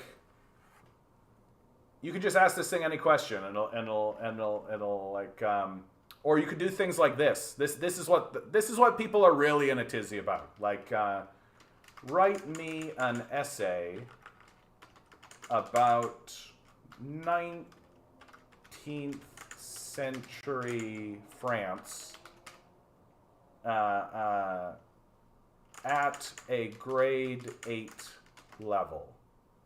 Focus on the ruling class.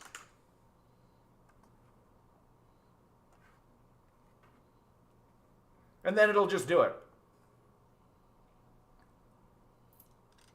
Oh, look, upper bourgeoisie. Ah. And you can just tell it to stop generating at any moment. And like, there's so many things that you can ask this thing, and it'll just do it. Right? So like, create a 5-person Dungeons and Dragons party, level 2.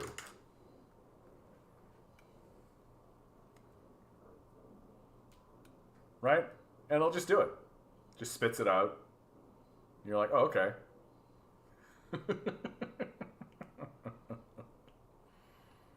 And so people are like if your job is to produce this kind of content, like if your job,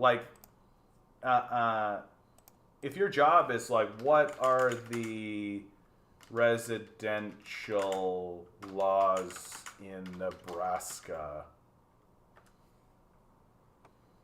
No, stop there.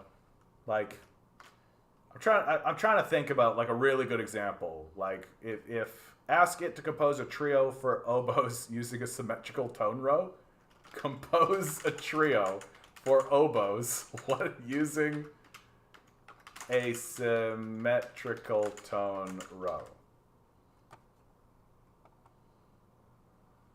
So the concern, right? Like the concern for lots of different industries is that like there are lots of jobs that exist in like law, like and lots of like insurance, where it's just about finding the information and knowing how to find the information and then bringing up the information and then implementing the information. But something like this renders a lot of that work obsolete.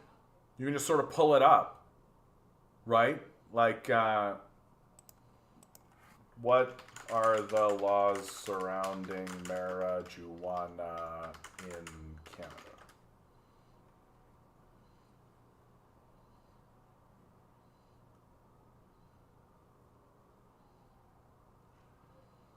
And just like gives you the whole history.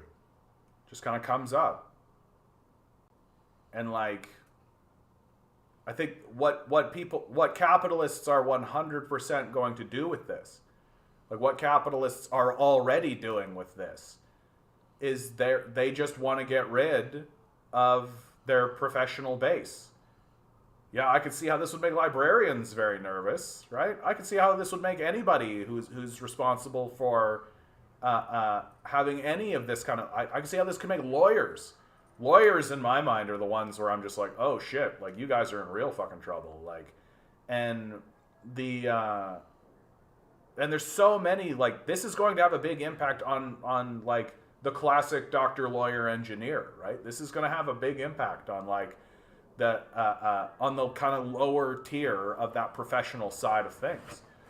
And if you don't, like, if we don't actually do something, yeah, bye Google even, yeah, and that's a really good point too, Grinning. Like it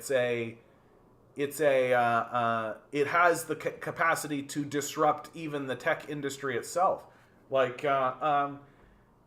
create code in C++ to have a cartoon wave hello.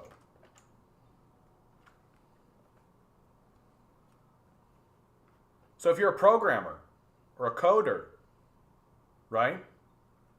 Like I just literally told this thing, create code in C++ to have a cartoon wave hello, and it's just doing it. Here it is. Like here's the code. And you just put that in and it'll do the thing that it tells you to do.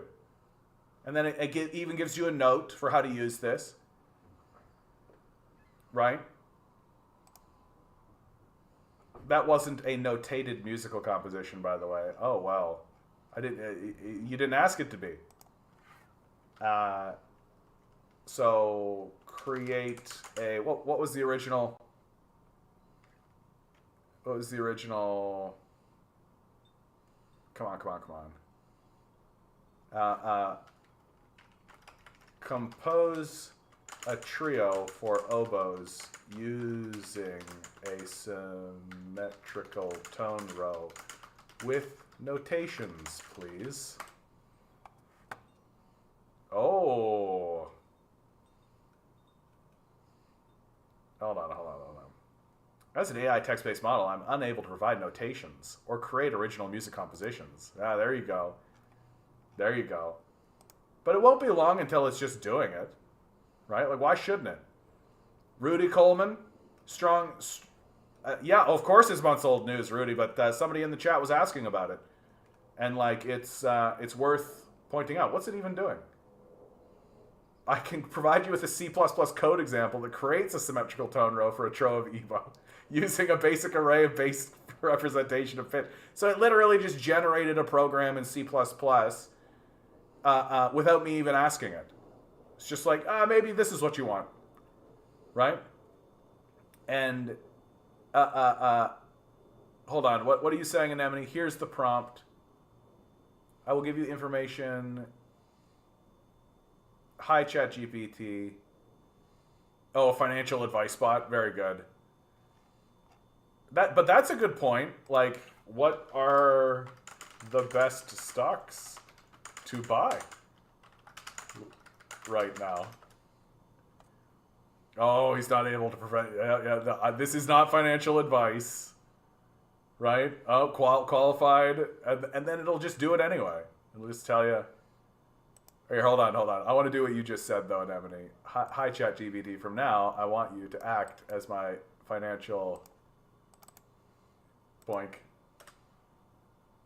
Whoa. Oh. It, like, put in the entire chat. No, it doesn't. Yeah, of course there was an error. No. New chat. Okay. This is so silly.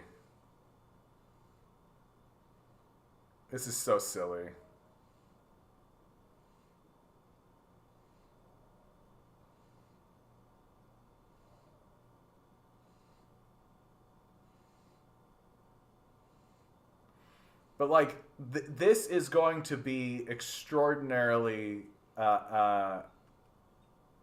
disruptive. Imagine complaining about somebody wearing fingernails and then expecting to be taken seriously as a person. I love it.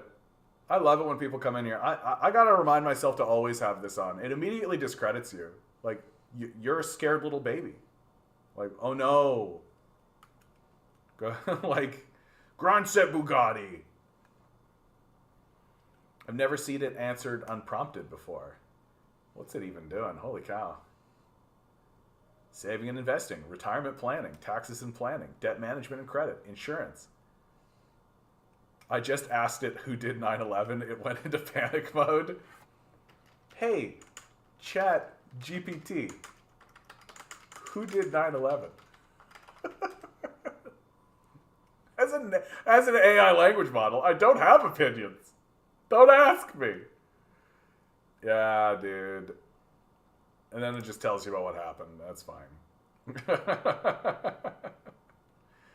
So the concern, right? The concern, Timothy, is that this kind of AI is going to come in and it's going to be extremely disruptive. That's the bottom line.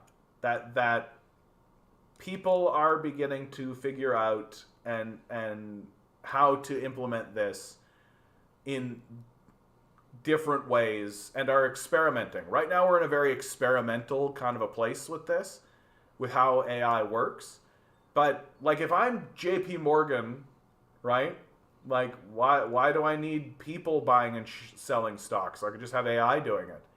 Like I could just have something like this doing it. Why if I'm BlackRock, like if I'm BlackRock, why am I having individual humans individually taking care of all of these stocks and trades and bonds and things that I'm doing? Why am I not just having an AI algorithm take care of all of this? You're looking at something that's going to be extraordinarily disruptive, and there are going to be failures and there are going to be things where it stutters and spurts and does all that kind of stuff, but you're looking at enormous layoffs. JP Morgan Chase itself is saying that there's going to be millions of jobs lost because of this, right? And any rational, sane society, any group of people who are capable of having even the most basic logic in their brain would think to themselves, amazing. What an amazing tool. What a great thing that we've created and invented. What a beautiful thing that will free up our labor and everybody will be able to live in a wonderful world. But instead, because we live in a society where food and shelter is withheld from us unless we sell our labor into a wage slave economy, because of that dynamic, we perceive this thing that should be a wonder as a disaster. That and instead of actually looking at one another and saying, oh, hey, like, shouldn't the benefits of this AI be spread out in an egalitarian way? Shouldn't we actually all benefit from the existence of robotics, from the existence of this kind of AI technology? Instead of that, we're just going to allow millions of people to become homeless, and psychopaths will say, go get a job. Like, that's what we're looking at.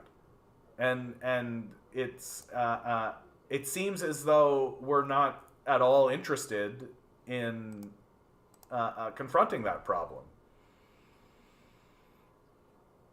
So do you think UBI will be more of a reality, or will the politicians and the elite just say go and die? I mean, I do think that federally the response will be go and die, that it will turn into a state's issue.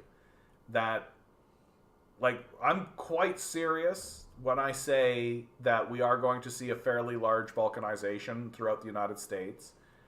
This kind of thing is going to really accelerate that. Certain states are going to try to do stuff like UBI. It's already happening. You already have UBI projects coming down the pipe. You already have these sorts of systems coming in place. But UBI is not a real solution, right? It doesn't really alter the structure of the system in a way that is actually tenable. You're basically just taxing rich people to give their money to people to buy the food and shelter from the rich people who own it, who then take the money and then have the money taxed back away. So you're implementing like a little loop, but it doesn't alleviate the central problem, which is that these rich people own everything. Like, forget that. Like, UBI, it's like I was saying before, that there's a real, like, we tend to think of the economy financially and not really based on stuff, like on the actual real economy. And UBI is like a financial solution. It's a financialization style solution that doesn't actually address the fact that the problem is that anybody has this much wealth, right? It's just asinine that there are people who have this much wealth. Like, it's so dumb that we all fundamentally understand that a king is bad. But if one person has 1,000,000 times more wealth than any king ever did, then that's fine. They earned it, right? Even though they were born that way. Like, they earned it. Like, it's one of these things where I'm convinced that, like, the CIA has just shut our brains off so that when we hear, like, billionaire, we think entrepreneur, smart person, real great. You know? What else can it be at this point? Like, it's so obviously stupid, and it's so obviously destroying us, and yet we're just dead convinced. We're just dead convinced that this is the way to do it. Aurora Vivids, asking kind of a, like, there's a big assumption baked into your question. So the question is, who grows the food if everyone is sitting around? There's literally no evidence to show that that's what happens, right? So you have a false assumption in the question that if you provided food and shelter for everybody, if everybody had access to food and shelter, right? If everybody had ownership of their own businesses and what they were doing, and there was no investor class, there was no capitalist class, then everybody would just sit around. Well, there's no evidence that that happens, right? So it's just a false claim in the first place. And there's lots and lots and lots and lots of evidence to show that the opposite is in fact true. That, like, the simple fact that people do volunteer work. Millions of work hours go into volunteer work in America and Canada. Why does that happen?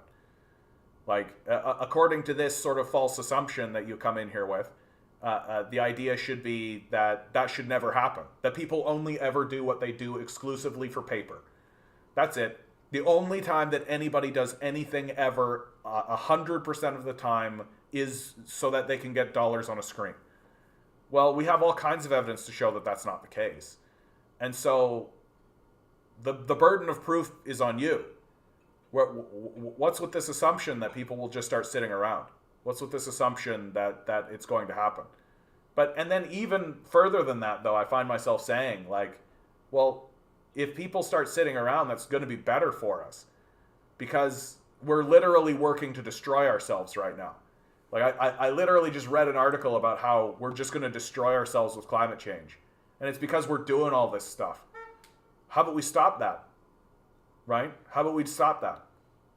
And never in the history of humanity has there ever been this, like, what? It's just like, what are you even talking about? It's just such an odd thing to say that, like, who grows the food if everyone is sitting around? Can you show that this has ever happened in the history of humanity, ever, at any point? It's just so strange. It's such a weird thing to say. Aurora, my partner, has a garden for fun. People do it. People have hobbies. Yeah. And, like, it's just such a strange idea. Who runs the farming equipment? Who runs it now? The workers. But the idea is that the workers take control of the means of production. That's the whole argument. Like, you think that what's happening is happening because of psychopathic investors? Like, it's wild to me. Like, what's happening is happening because of workers, because of because of the labor that they put in. So again, I just don't understand where you're coming from. Rudy Coleman, I don't think kings are always bad. You know what, Rudy? I'll take your point, because some of them have been good leaders. The issue is not the individual, right? That's not the issue. And this is something that I feel like I'm constantly having to explain. And you'll see this pattern over and over and over and over and over and over again, right? Which is that we here in the West immediately say, well, that individual individualized his individualism, and so that individual individualized the individualism, and so the individual individualized it. And that individual did the individual thing, and we've just got to get a better individual to do the individual. So the problem is that individual. So we just need to get rid of that individual, and then that individual will come in, and the individual will individualize the individuals. Then all of us individuals will be individual, and we'll individualize our individualism. Right? That's how we think. That everything is just about the individual. And all we got to do is get rid of that individual or celebrate that individual, and then everything will be great. Right? That's not what we're doing here. That I don't, like, we can critique individuals, obviously, but we're focused on structures and systems. And the issue is not that there have been good kings, right? Or there has been a king at some point that had value or did something right. The issue with the idea of having a king is that it's a structurally bad way to organize a society for fairly straightforward and obvious reasons. That it's not about which individual king is good or bad. It's about the fact that monarchy and kings as an institution, as a structure, is not something we want to have, because it's not a good way to organize a society. Elmo, I think you're talking about Elon, was profiting with pump and dump of Dogecoin, of course. Good old Elon. Being a farmer is a lifestyle and a hard one. I grew up around farmers, right? Like, and I gotta tell you, Rudy, farmers really love to talk about how difficult the lifestyle it is. And the farmers I grew up around were extremely wealthy people who sold their land for millions of dollars after they inherited it from their fathers. They got 4 months off a year, right? Like, I'm not saying they didn't work, obviously, and I'm not saying there wasn't hard work that happened, obviously, but, like, I've been hearing this story my whole life, and I'm more than happy to call a good deal of bullshit. Like, a pretty strong amount of bullshit. A lot of these conservative types walking around with land given to them by their fathers, patting themselves on the back for being born rich. Yeah, I'm pretty happy to call bullshit on that whole thing.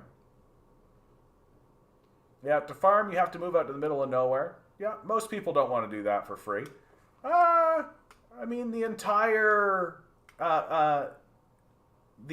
colonization of the prairies was done exactly on that principle. Literally, what happened? Here's what happened, Rudy. So in Canada, it was called the Canadian Dominion Act, and in the United States, it was called the Homesteaders Act. Right? You can Google this stuff. And what it was is it was a government policy that said if you want to move out to the middle of nowhere, right, and work the land, then we're going to give you upwards of 360 acres of land for free. That you had to pay like a $10 to $100 fee to apply for this. And of course, you had to be white and British in order to do it. So, you know, bye-bye Frenchies, bye-bye people of color, not interested. So white British people only, thank you. White British men, thank you very much.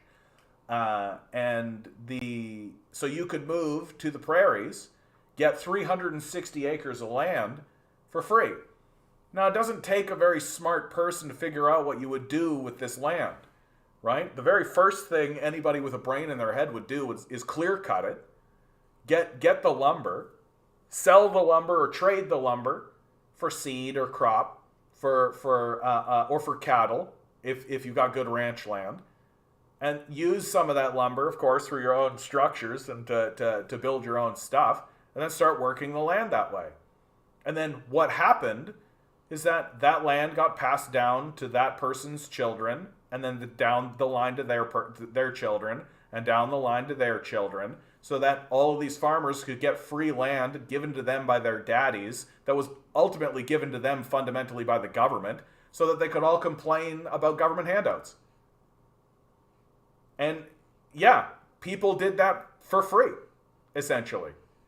Right? It was for the promise of a better life and for the idea of working the land and the idea of going. So if you're sitting there, and I'm not trying to insult you with this, Rudy, But if you're sitting there telling me that people are not going to move out to the middle of nowhere and work land, then the entire colonial period stands as evidence against you. Because that's exactly what people did. That's precisely what people did. Aurora Vivids, if you have more food, can I have some of yours? I mean, that's the whole idea, isn't it? Like, people don't need as much as they have. Like, and like, let's be really clear here. Like, you're not talking about, like, I'm not talking about, oh, there's a guy that's making 50,000 and you're making 30,000 and we need to even that out. Like, that's not what we're talking about. Like, there are people who have hundreds of billions of dollars. 50% of the food gets thrown away in our society. Like, that's what we're talking about. Like, why are you asking some other poor person for food as, like, what, like a checkmate in some weird conversation, while the grocery store is throwing away 50% of its food? You shouldn't be looking to your fellow poor people and being like, you think communism, so I should have, well, if you think that, you should give me some of your... You should be asking the people who own the means of production, the people who own the food production, why are you throwing away so much food? Why aren't you distributing that food? And we know perfectly well why they're not distributing that food, because it would drop the price of food dramatically. Right? If people had access to food, it would drop the price of food, so they throw away the food to keep the price of food up. That's what's going on. So again, Aurora, just sort of another odd question, frankly. Timothy, that's no, not true. Ours, for example, if they have enough money to get by, yet they'd be creative and productive. Of course. Most people would be. And it's not like we haven't studied this. It's not like we haven't given people money. It's not like we haven't done UBI studies. Like, where's this evidence that says people are just going to sit around? It's just something that people say. And we're all just supposed to go, yeah, that is exactly correct. And it's just not true. Yeah, rent costs $2,500 per month. UBI will be around $2,000, yeah.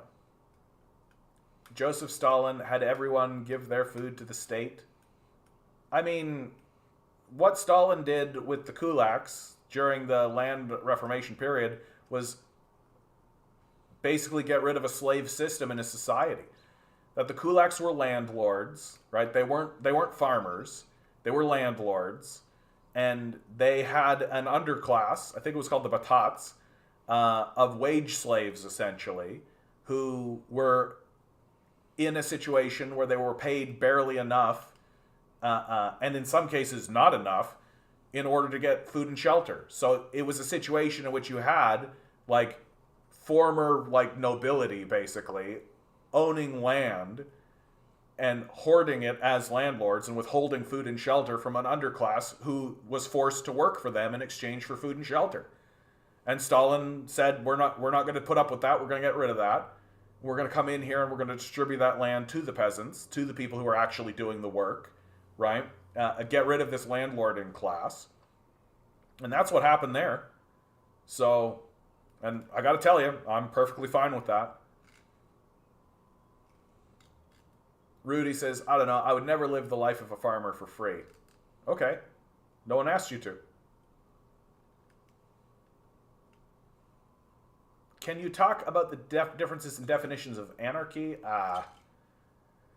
Not really. I'm not the big anarchy guy. I'm the Canadian communist. I tend to focus on communism. Like, to me, the anarchists are... Here's what I'll say about anarchists. Every time I talk to an anarchist, I find myself nodding along and agreeing.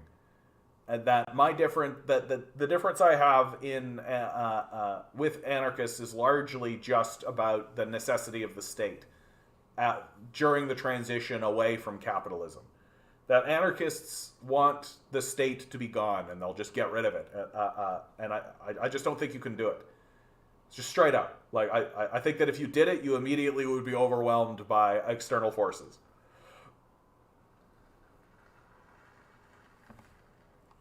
I just... Sorry, I jumped down. I hate it. I just looked it up. In the Civil War era, 1% had 10% of the wealth, up from 7% in Founders' times, now 19%. Yeah, I heard the other day it would be around 40% of GDP soon. Yeah, like the people who have the wealth in the society today are like richer than pharaohs. Like they're like god kings, and we're all just walking around pretending like this is normal. This is normal. And in fact, we should be happy about it. It's so good that we are ruled by dominant billionaire classes. Yeah, I would farm 10 hours a week if we abolished food insecurity. Yeah, you wouldn't even have to pay me. Yeah. Stacy, loads of Dutch dairy farmers where I live. Individualizing your individuals to individualize your individuality. Yeah. The farmers you knew sound like the construction workers I work with. Yeah. I mean, this kind of mindset is everywhere, right? Like, people inherit wealth from their family. Like, it's that classic line of like, born on third base, think they hit a triple, right? Like, and you see it all over the place. A guy like Ben Shapiro is exactly like this. Like, here's a guy who was basically born on third base and thinks he hit a triple, and like thinks he's a super smart guy when he's one of the stupidest people in the discourse. We had good royalty and bad royalty, but we got to a material circumstance that monarchy was not a sensible way to organize society. Yeah. They moved out there for their own gain, not for the country or for the good of a country as a whole. I mean, I think that's probably actually right, Rudy. That like most people, I think, were moving out. Like, the people who were moving to the prairies probably weren't thinking, hey, let's do this for the glory of Canada, right? Like, that's probably not the way that they were thinking. They were probably thinking, hey, here's a good opportunity. Here's a good opportunity for me and to build something, to do something. What am I doing now? Right? Like, I don't know why boredom doesn't play in the way that people think about this. People get fucking bored. Like, can you imagine what it would be like living in a world where, like, the only form of entertainment was to just entertain yourself or to entertain others? That if you wanted to hear music, you would have to go to a place where people were playing music?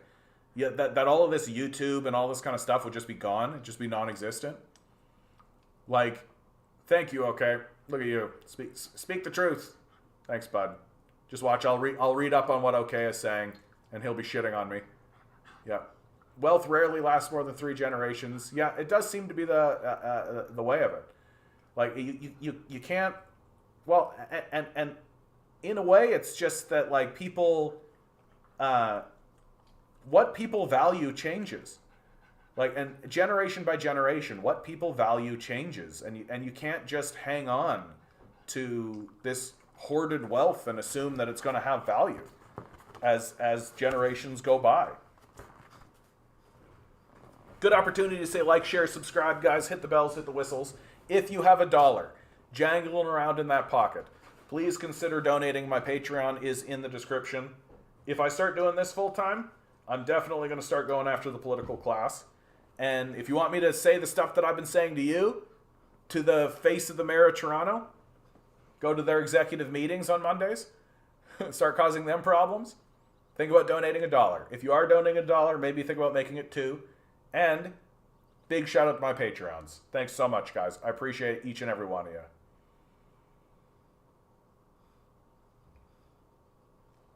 Yeah, grocery store throws away food, put security guards around the dumpsters. Yeah.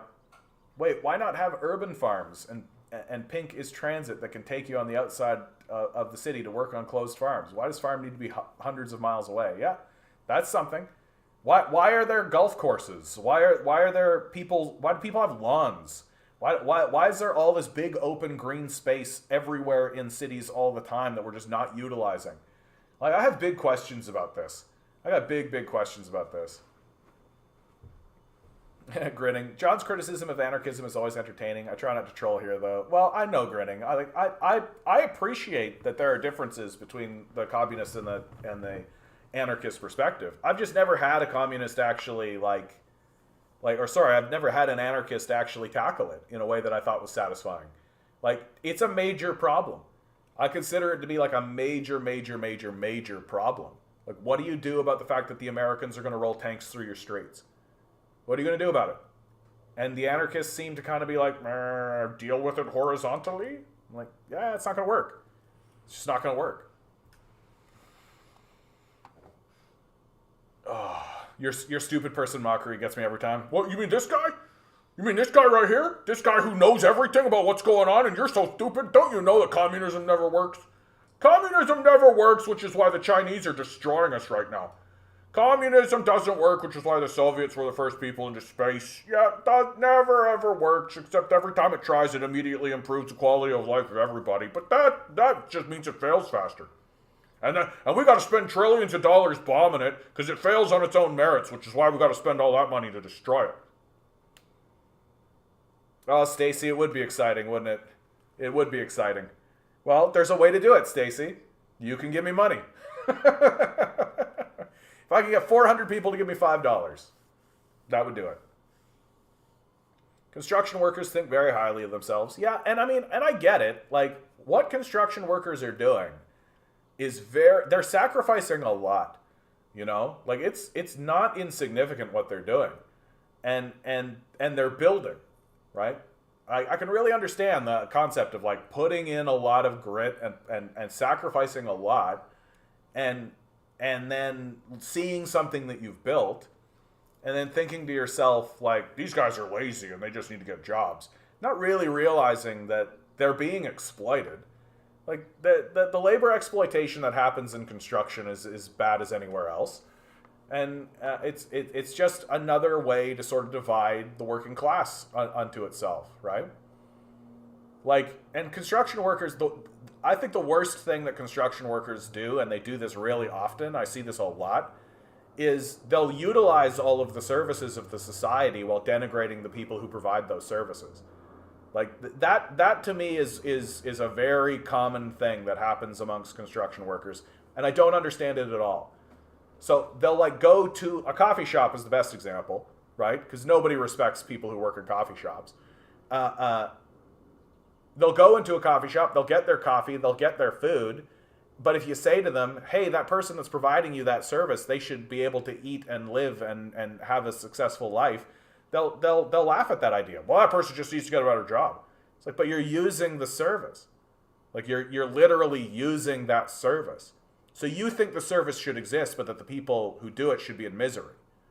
And it's a very dark way of looking at the world. It's a very bleak and dark way of believing that that's how the world should work.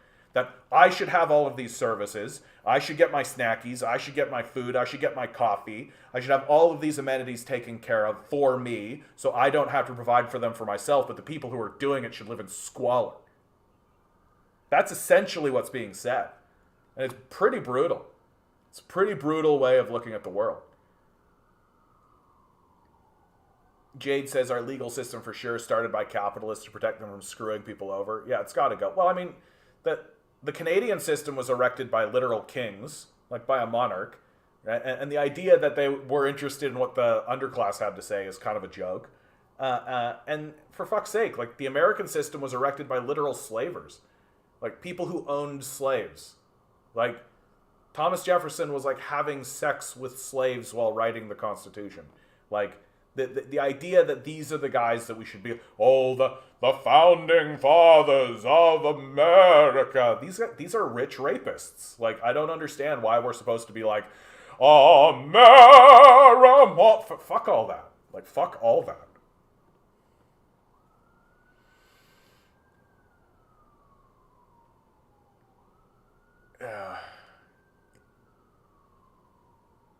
Oh, it's a replaceable service. It should be a kid's job or low experience. Yeah, construction workers offer intense labor, not stirring coffee. That's why there should be a difference of pay. No one's arguing about that.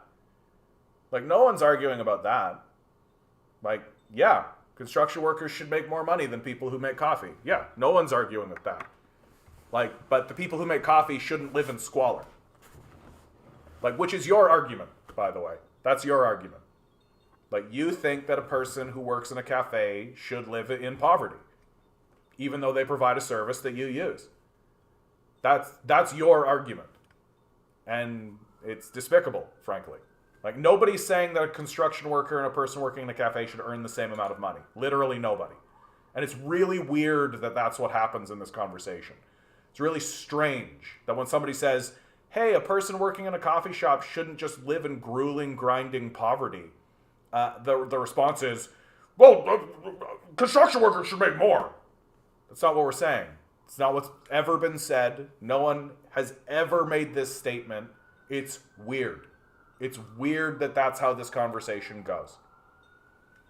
Yep, bro arguing communism. We need to replace capitalism with something. And so we should use successful systems that have worked in the past. And stop listening to the CIA. You are pro-communism. That's poverty for most people. You're illiterate. You seriously need to take a look at the world. I would argue that right back at you, bud. I think you're illiterate. Like, pretty straightforwardly illiterate.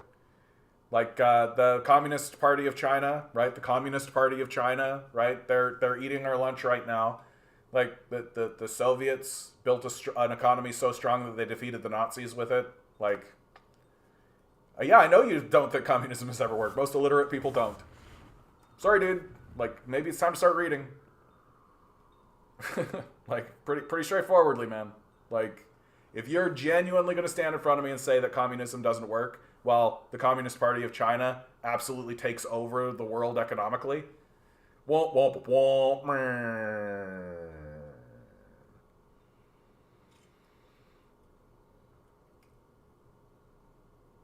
I will. Oh, you're putting your money where you hope will do most good. Stacy, that would be wonderful. I got to tell you, it makes me feel good. I'm hoping I can get to a point in my life where I can just stop asking for money. I hate asking for money. I don't like doing it. It's not my favorite thing in the world to do. I do it because I do want this to become something I can do on a more full-time basis. And, you know, if you don't ask, you don't get. So it's as simple as that. Bless your heart, though. Bless your heart. Grinning, you're stuck by the existence of nations. I wouldn't say stuck. I just acknowledge that the prevailing power structure insists on the existence of nations. Anarchism won't adhere to lines on a map. Think of, like, no. I get all that, Grinning. It just seems to me like what anarchists tend to do. And I understand why, but it's like they jump to anarchism.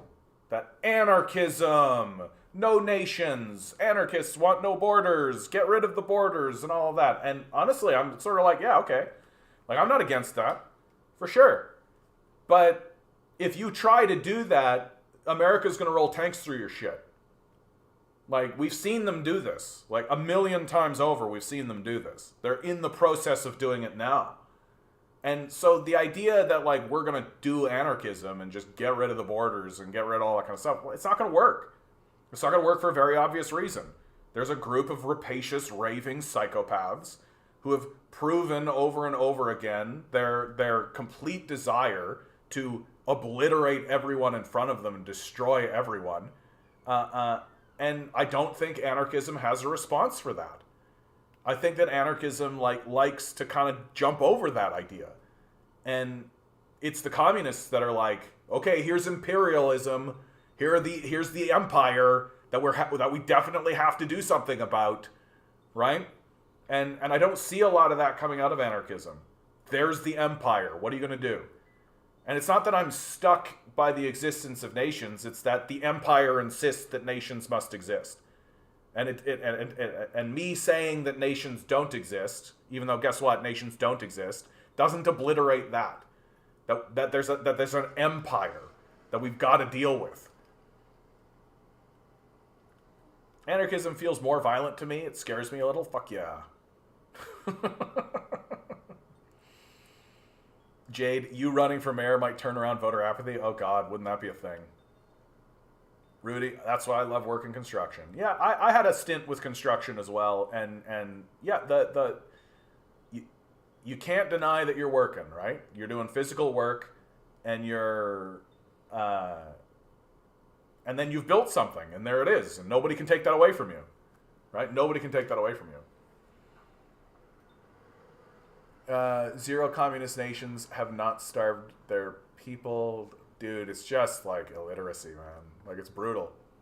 It's brutal to listen to people who are like, communism equals starvation. We'll drop bombs on them. That will feed them better.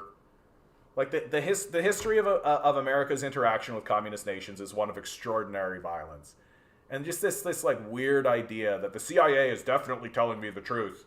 I'm definitely being told the truth by what the CIA has to say about communism, their primary antagonist, and the reason d'etre for their existence. That the CIA exists in order to destroy communism, but they're definitely telling me the truth about it. Like, yikes. It just gets pretty bad. Why you assume we're from the USA? If not the USA, dude, then just like whatever Western world you're from. Like, it's pretty brutal. Kropotkin, you got it. Kropotkin. Gritting, I'm talking about starting anarchist communities within the belly of the beast, bypass capitalism, establish prefigurative and social relations, recognize the unity of ends and means. Yeah, I mean, let's just be honest. Hierarchy begets hierarchy. Capitalism produces hierarchy, reproduces hierarchy. Communism reproduces hierarchy. Anarchism eschews hierarchy from the outset. As always, Grinning, I find myself like nodding along and being like, yeah, I think that getting a community up and running and all of that kind of stuff, my concern is like, let's say you have like a group of like society, like you have like a bunch of these different communities.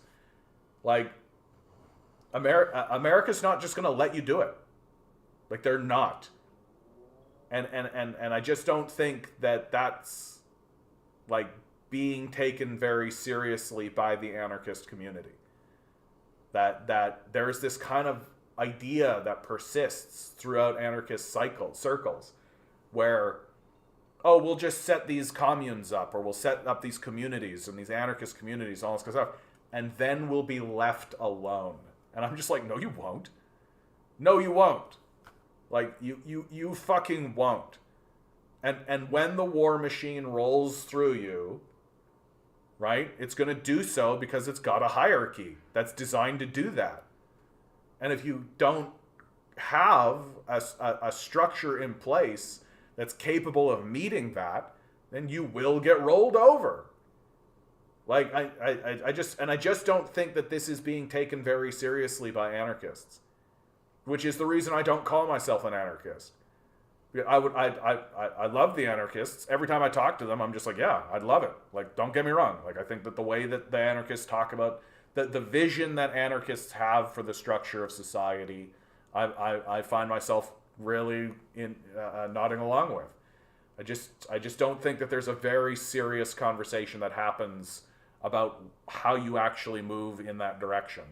And there's this kind of like, I don't know what to even call it. When I say prefigurative community, what does that mean to you? I'm not actually sure what you mean by that, to be honest. Like, prefigurative community. Like, what does prefigurative even mean? Prefigurative let's get on the same page. The act of the state being prefigured. Prefigurative are the modes of organization and social relations that strive to reflect the future society being sought by the group. Indistinctly prophetic. Yeah, like to suggest, indicate, or represent by antecedent, form, or model. Like, yeah, I still don't understand what this means. Like, having something in place before you put something in place. It just seems not particularly realistic. Rudy, how would the police and prison work in your ideal country? If I were King of Canada, here I am, Jonathan M. Sanderson, King of Canada. Yeah, I think that prisons were a bad idea. Like, that the way we view prisons are largely bad. That we, and certainly private prisons are a failure, without a doubt. The private prison system has erected just a new slave system within the society. No doubt that we should be focusing exclusively on rehabilitation that we should be acknowledging that a lot of what goes on in the violence, the violence of oh yeah, that's fine, Grinning. I appreciate that. The violence of the prison system and the violence that happens within the society are largely due to environmental factors. That, like, you take a look at, like, the in the United States, like, the drug, the fact that people go to jail for marijuana is, like, should deeply offend everyone. There shouldn't be a single person. Even if you are like, marijuana is a problem, the idea that anyone goes to jail for that should be deeply, deeply, deeply offensive to you. But it isn't, right? It's not. People are fine with it. Yeah, it makes sense that somebody goes to jail for 20 years for having a joint 3 times, right? That makes sense. Like, getting rid of the prison industrial complex, getting rid of the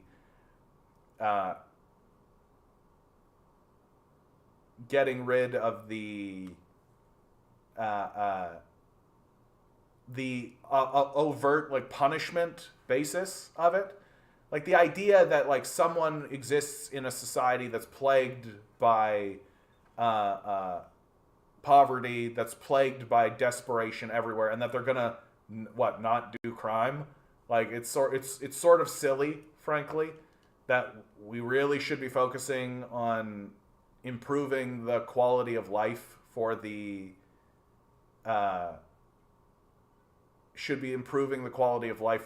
citizenry. Sorry, I'm, like, completely distracted by the chat here. Like, we have to stop thinking of crime as bad people being bad. These individuals are bad, and that's why they're bad, and the only way to stop bad guys is to put them in a box. Like, it's such a low-level way to think about the problem. And we're not actually acknowledging that, like, yeah, if you put someone on the streets, like, if you make someone homeless, the way that we make people homeless, right? We purposefully, as a society, on purpose, generate homelessness for our population. Absolutely. And you're telling me that people we actively throw into the streets into homelessness on purpose should not steal food. Well, I think you're crazy. Like, I think you're actually out of your mind, like a raving lunatic, foaming at the mouth. That, of course, someone we throw into the streets and render homeless on purpose is, like, my challenge to people who think this way is stop eating and see how long you'll last. Like, really, stop eating. See if you can make it even 2 days before you really start to go, oh yeah, I would steal food. Right? Like, your moral idea of how people should act will be destroyed immediately by the grumbling in your stomach. That of course people commit crimes. We're a society that generates homelessness, that generates poverty on purpose so that the upper class, the capitalist class, can benefit from it. And our solution to us generating homelessness and generating poverty on purpose is to throw cops at it. And what's so stupid about that, what's so dumb about that, is that it would actually be much cheaper for us and much better for the society to just give people food and shelter. Rather than paying for cops and paying for emergency services and paying for shelters and paying for all of the negative consequences of us throwing people into the streets on purpose, if we actually just gave them food and shelter, well, you wouldn't need so many damn cops, and you wouldn't need all these emergency services. You wouldn't need these shelters. You wouldn't need all of this. You wouldn't need all of this infrastructure to deal with the negative consequences of our policy decisions. Like, people are homeless by our policy decisions. That literally the Federal Reserve and the Bank of Canada say openly and actively we need to make people homeless.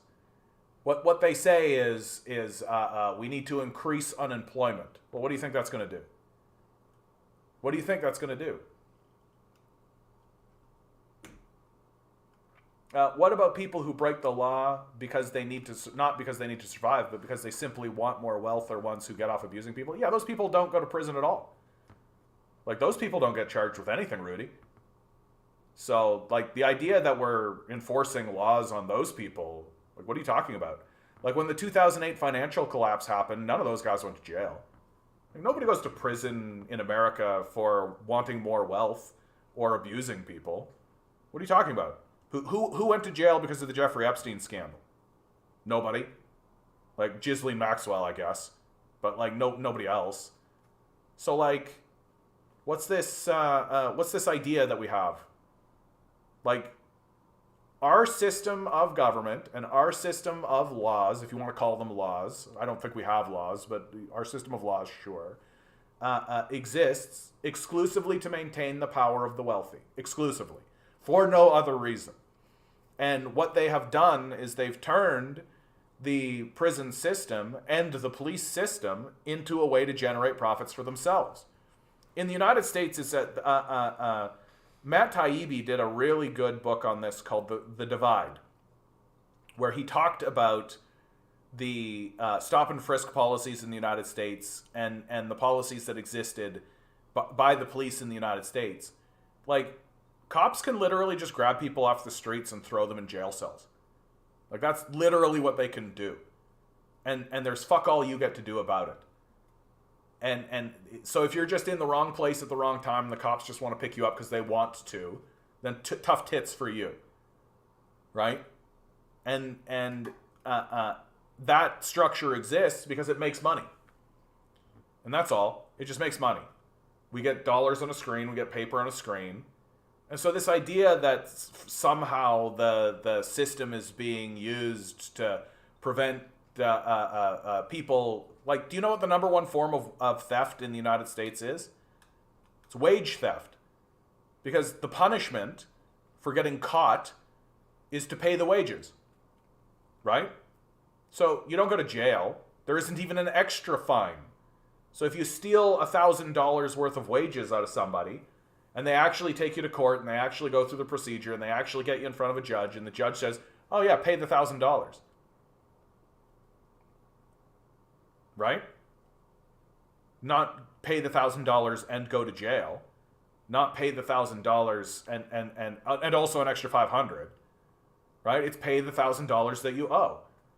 And so the system is structured to say to an employer, oh, you should always steal wages. You should always steal wages. If you're an employer, you should steal wages 100% of the time. Because the consequence of doing so is that you might have to pay some of those wages. Like, and that's how the system is structured. The system is structured to benefit the ownership class. And the idea that it's structured to, punish theft of any other kind, or people who get off abusing people, I just don't see any evidence of that. So if it could be structured to do that, I'd be in favor of it, but it's certainly not structured to do that now. John, you fool, don't you know that everyone on the internet is an Eastern European that survived the KGB? Yeah, exactly. Exactly, dude. The Soviet regime had many enemies. They were dealt with appropriately. Strong comment, MBFY. Strong comment. Future Microsoft ChatGPT will seize the memes of production. Exactly. Yeah, what a silly question. You sort them the fuck up. No, I mean like serial killers. Yeah, the serial killers get recruited by the CIA. Who do you think's doing all the murders overseas? Like when we send like when the CIA sends death squads through the streets of Afghanistan to shoot children in the streets, like who do you think those people are? Where do you think all the why did we have this big rash of serial killers throughout the 70s? And there were all these like serial killers that were mad and crazy going out. Like, where did they all go? Why is there no serial killers anymore? Because they get recruited. Because the CIA finds them and recruits them.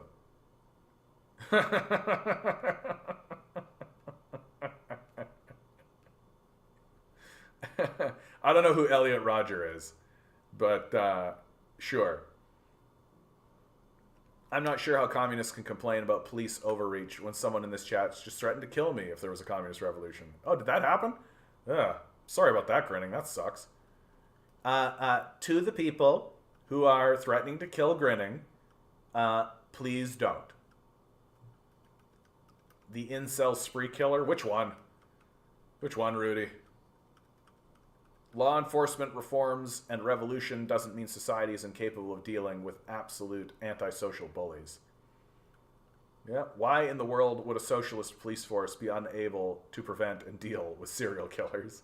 Yeah, I mean that's kind of the bottom line, right? Like, it seems to me about what your goal actually is, right? Like structurally speaking, the police don't exist to like enforce law and order or any kind of abstract sort of idea or create a safe society for anybody. Police exist to protect the property of the ownership class. That's why police exist in this society. That they're not there to maintain the order. They're not there to make sure everyone's safe. They're not there to keep everything orderly. They're there to make sure that people don't seize the means of production, to make sure that the owner, that the little pieces of paper that say I own it are enforced. That's the entire point of the police force in the West. They don't exist for any other reason. Like everything else is kind of ancillary, sort of secondary, right? Like the things that they do that are actually beneficial to the society could be done by basically anybody. But you don't need a gun on your hip to you know, if somebody calls in and is like, hey, I found a body, right? You don't need a guy with a gun on his hip to do that. You just send anybody to that. But that's like 4chan speak to say spree killers or CIA assets. I mean, I don't have the smoking gun on that, but like we do know that's what the CIA gets involved in. Like that's the kind of shit that the CIA does. Like and this me saying this, by the way, dude, like CIA Afghanistan intercept. Like the CIA's Afghan death squads, it's extremely well reported on. Like by the Intercept. Like this isn't like kooky conspiracy theory or anything like this. You can find this. It's easy to find.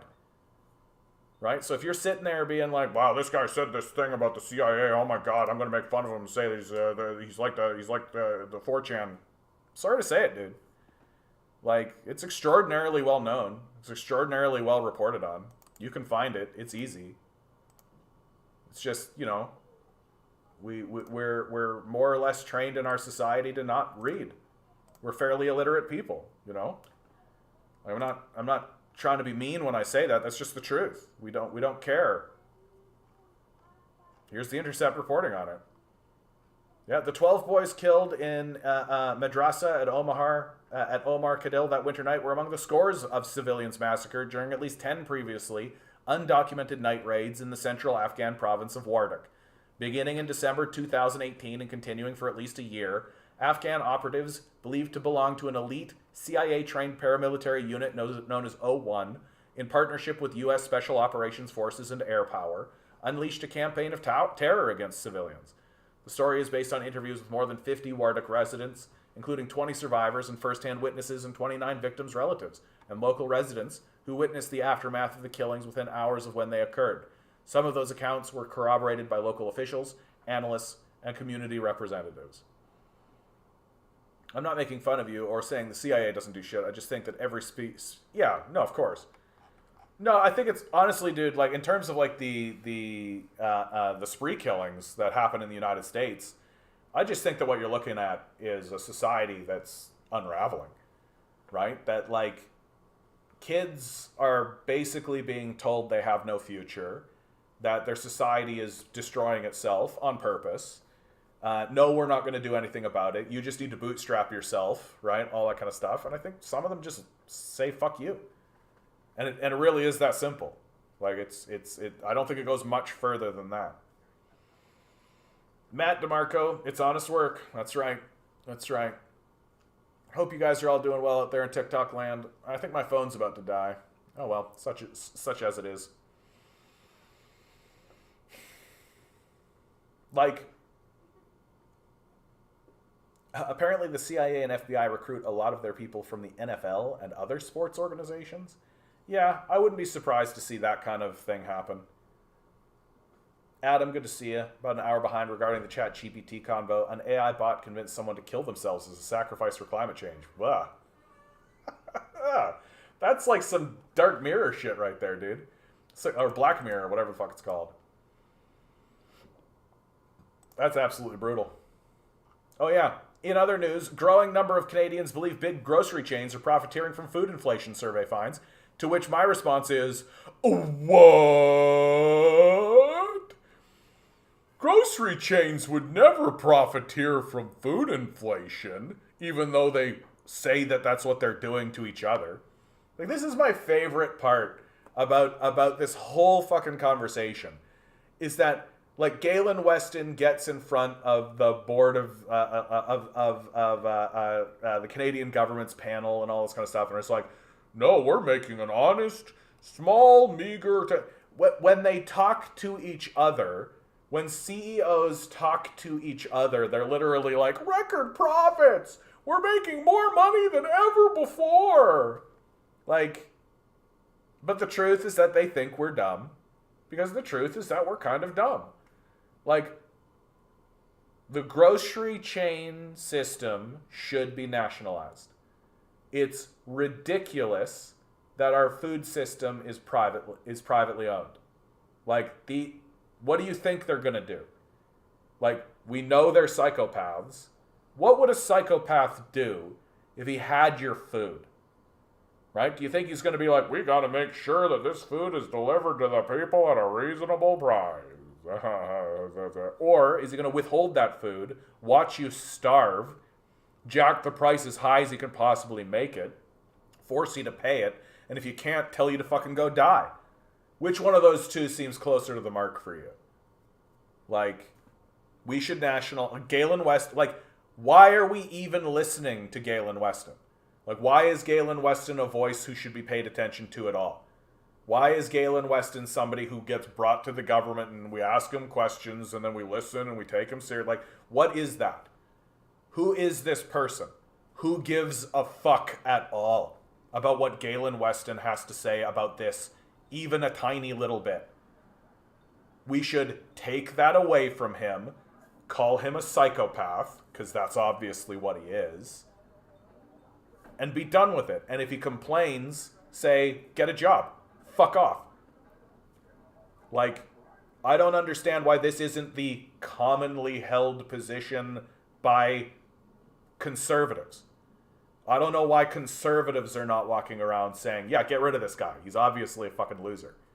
Like, he was born a billionaire. He literally inherited his wealth and inherited all of this from his daddy, right? He's Galen Weston Jr., for God's sakes. And for some reason, we're all supposed to jerk him off and be like, yeah, you're doing great for us while you fucking triple the price of chicken. Like, get the fuck out of here. Goodbye. No longer involved in the process. Stop making decisions. Not interested in hearing your opinion. Bye, bye, bye, bye, bye, bye. And yet if you stand up and say something that is obvious, let's get rid of the psychopaths. Oh, you commie, don't you know communism always destroys everything? I know that's true because the CIA told me so. Yeah, the media I don't trust told me, and so I believe it 100%. Oh, you look like someone who buys a pizza and force dress it to your car. I don't even know what you mean, but I do buy pizza. I just like everybody else, I enjoy a good pizza. And force dress it to your car? I don't own a car. First of all. Yeah. I live in Toronto. I live in a major city. I rely on the public transit. We have a transit system. It's not a good transit system, but we have one. So I also don't think like we should be getting away from cars as fast as possible. The idea that we are all just like driving around like chassis with fire underneath them is sort of weird, frankly. So it's an odd way to have solved the problem. It's much more costly. It would be better for all of us if we had robust public transit options, but we're very easy to just dangle toys in front of and be like, yeah, it's a car. Think about your freedom. Yeah, think about your freedom while you spend 5 times the amount on it. Your freedom for what? Your freedom to be able to wait in traffic while you go to a job you hate in order to pay for the car that you bought? They aspire to be this guy. By punishing him is to punish them. I don't know what you're talking about, Ligon to Z. Oh, I see what you're saying, dude. Yeah, Galen Weston. Yeah, they aspire to be Galen Weston. By punishing him is to punish them. Yeah. Like, it's worship, right? Like, it's like he's their supermodel. He's their role model. It's weird. Adam, wife said his mental state before the bot chat began was worrying, but not that extreme. Bot told dead husband that his kids were dead and that if he loves her, ugh. Brutal. Well, at least he cared about climate change. There's that. Yeah, Rudy, like, you need your truck to transport all your tools and construction materials. Yeah. Like, you do your job. Like, and no one's saying otherwise, right? But the idea that, like, every single person should have a 4-seater car that they drive back and forth to work in by themselves, like, every single person should have, that this is the appropriate way to have structured our society, that instead of investing heavily into mass transit, high-speed rail, like, instead of doing any electric buses, any of this kind of stuff, instead of having focused on this, everybody's just supposed to have, like, a car, a fossil fuel car, no less. It's just, it's not smart. Like, it's not smart. Like, sure, obviously there need to be, like, trucks that actually go to work sites and do this kind of stuff. Sure. But that's not what's happening. That's not what the vast majority of what's happening actually is. Man, it always kills me when I have these conversations, man. Like, I get talking about landlords as a good example, right? And I'll be like, landlords are bad, they're parasites, we should get rid of them. And then somebody will be like, my grandmother has a room that she rents out. And I'm like, I'm not fucking talking about your goddamn grandmother. Nobody gives a shit if your grandma has a house and she rents out a room. I'm talking about BlackRock owning hundreds of thousands of empty apartments that they jack the price up. Right? Like, it just kills me that when you get talking about these things, everybody's immediately like, oh, but I own a thing that my thing is the thing that we thing with the thing, when I'm talking about massive systemic superstructures. Ugh. Bleh. It's gotten to the point that psychos of society all know now that if they lie, they face no consequences. I think that's absolutely right. Like that. Like, I think that that's what's going on with this story, where JP Diamond says the banking crisis is not over and will cause repercussion for years to come, because they know they're not going to face any consequences for it. They know that they can just jack prices. They know they can just, like, collapse banks. They know they can take whatever bad bet they want. They know they can do whatever they want because the government will always bail them out, right? Like, really think about how crazy it is that, like, the Ohio derailment happened and a Chernobyl level event happened in Ohio, and no response whatsoever from the federal government, but a couple of banks collapse, literally bailed out the next day. $200 billion to bail these banks out. The amount of money that the Biden administration put forward to combat climate change was something like $100 billion. So $100 billion to, just sort of limply throw a pebble at the idea that climate change is a problem. $200 billion to people who bet on crypto. Like, this is the nature of the failed society. But this is the nature of the collapsing society. It's just ridiculous. Say no to communism. You used the wrong two. I only buy mechanic specials. Used transmissions tend to be cheap from the recycling yard, yeah. I agree the government shouldn't bail them out. They should take over the bank or whatever. Yeah. No. Those banks should have been allowed to fail. That they should have collapsed. That we should have happily allowed them to collapse. That we should have nationalized them. Yep. Canada bailed out GM. They still moved out to Mexico. Yeah. Like, and it seems like we're perfectly happy with this. Like, it seems as a people that we're just completely happy being betrayed constantly. And we seem to, like, be over the moon about it. Am I a communist? Yes, I'm the Canadian communist. That's the name of my name. This is Capitalism is a Death Cult. We must embrace communism. I am a communist. Like, to me, like, I would 100% change my tune. 100% change my tune if we were even attempting to address the serious problems that we're facing.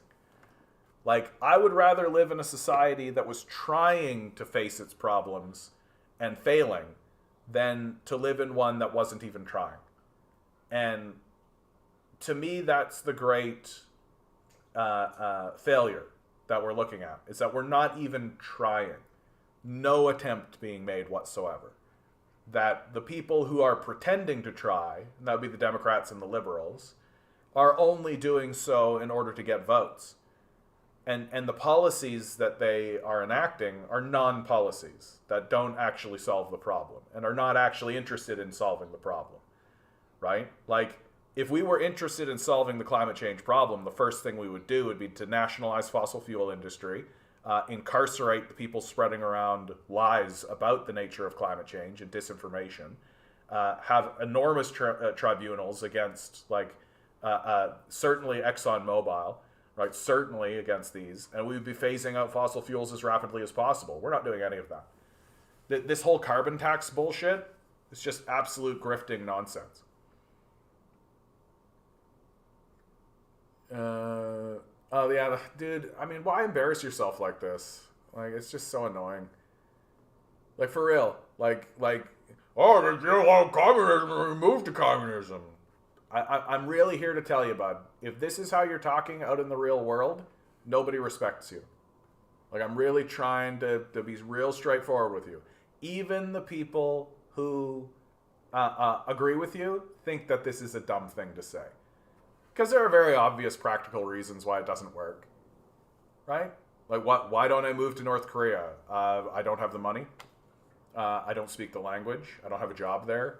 I assume that the filing of the paperwork would take a long time. It would be a very difficult transition. I don't have any friends there. I don't have any family there. Right? Like, these are very obvious things that you should be able to put together, dude. Like, you really should. So, good luck out there.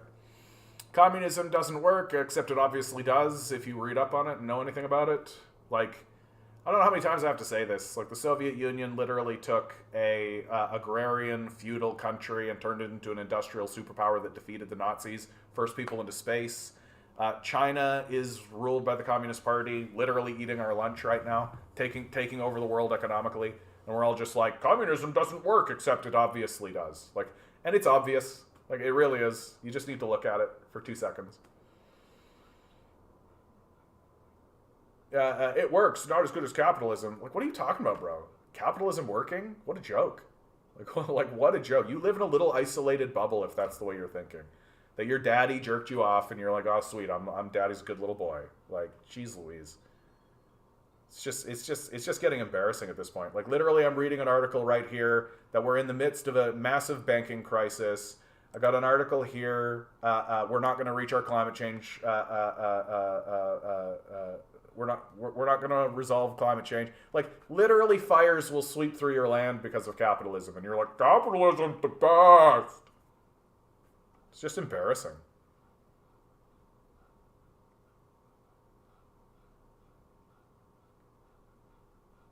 I'm not a GM exec. I'm not mad at GM. Yeah, it's so cool they fucked me out of $2 billion. Good for them. I mean, you should be mad at them. Like, you should be. Like,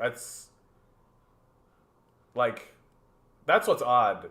Like, I don't know why we think that these, like, corporate entities are sacred. Like, I don't know why we're sitting there being like, GM, GM, you're so beautiful. Like, these guys should cease to exist. That we should revoke their right to be a corporation, right? And we should simply stop listening to them. We should nationalize the auto industry. For real, like we should stop listening to these psychopaths and stop allowing them to make decisions. Yeah, no, John. For whom does capitalism work for? Yeah, cui bono, as Michael Parenti says. Yeah. I mean, if you're a politician, wouldn't you be for sale? I mean, under these conditions, like this is why it's a systemic failure, right? It's a structural failure. And we're not going to resolve it by continuing to vote in the system that doesn't work. Yeah, make a revolution. Yeah, dude. I mean, I think the United States is going to balkanize first. I think that's pretty obvious. That the states will start declaring independence, and the federal system of America will stop to exist, because you can't keep an empire together this way. It just doesn't work. There's no unifying policy. There's nothing actually keeping the United States together. You see how the politics in America has become so divisive and so extreme on all ends. You see, like, I mean, the war against trans people alone, there's no attempt being made at all to keep the system together at all. And once the value of the dollar sharply declines, which is set to happen within the next 5 years, I think, like, people are going to really start seriously questioning the value of having a federal government and paying any attention to the federal government whatsoever. And you're already seeing pretty major independence movements kicking up all over the United States. And so it's pretty unlikely, like, as much as I am a communist and I support that idea, but there's no real leftist force in America. And even if there was, I think that leftist force would itself be enough to, if a bunch of communists attempted to take over the halls of power the way that communists have in the past, I think that act by itself would would tear America in half. Like, Texas isn't going to go along with that. Like, Texas isn't going to be like, oh, sweet, the communists took over. We'll definitely pay attention to what laws they have to pass.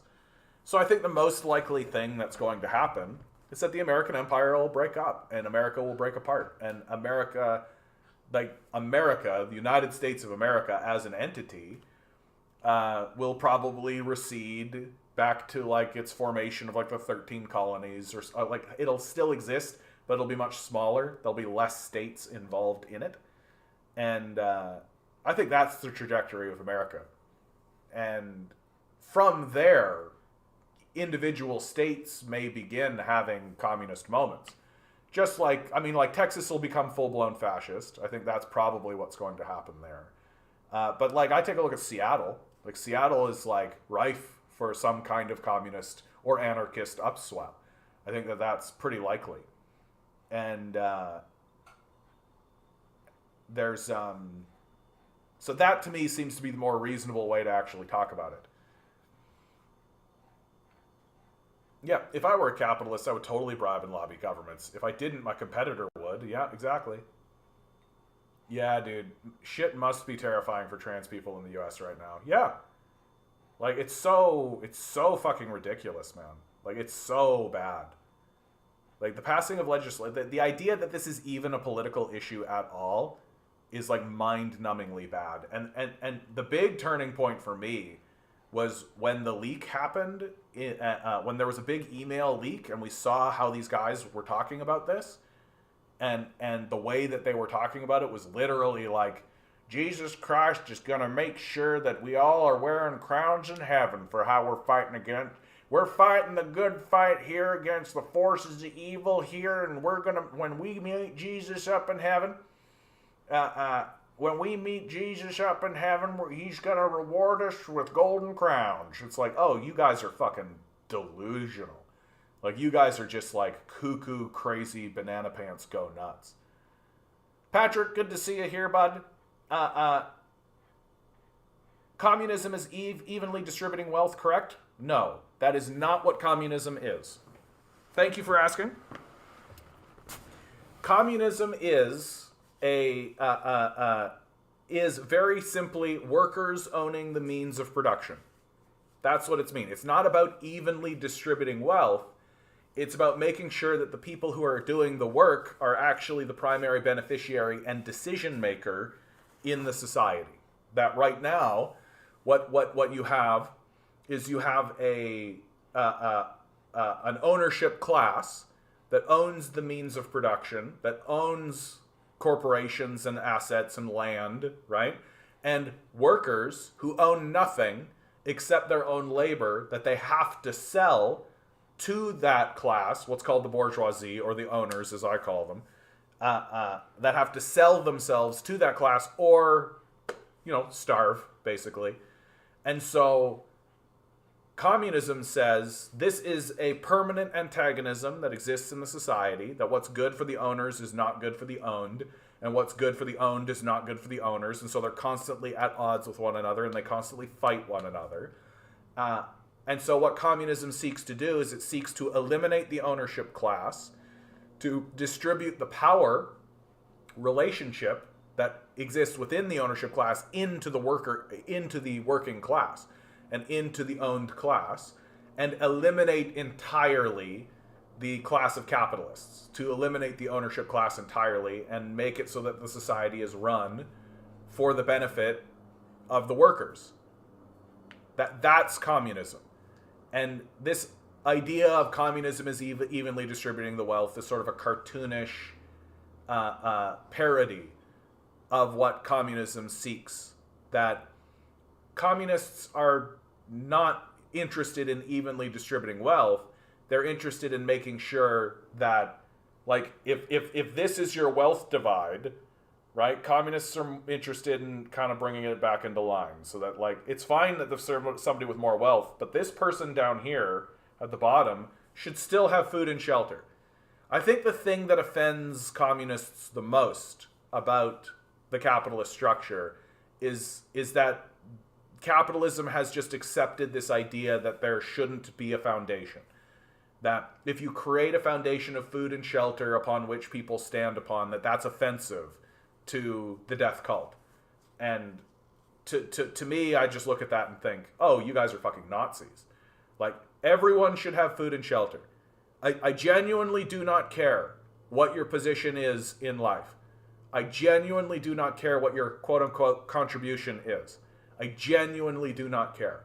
If you are going to stand in front of me and say, in a highly technological society where we are throwing away 50% of our food, where we have hundreds of thousands of empty homes, we've literally got 5 empty homes for every homeless person, that we cannot give food and shelter to everyone, and your reason for it making sure that there are homeless people and your reason for making sure that there are people who are going hungry is because they didn't earn it, which is essentially they didn't sell themselves effectively to a class of owners, then I think you're essentially Nazi adjacent. I don't think that you have any credibility whatsoever. That everyone should have food and shelter. And if you have a problem with that statement, then I have a problem with you. Fairly straightforwardly.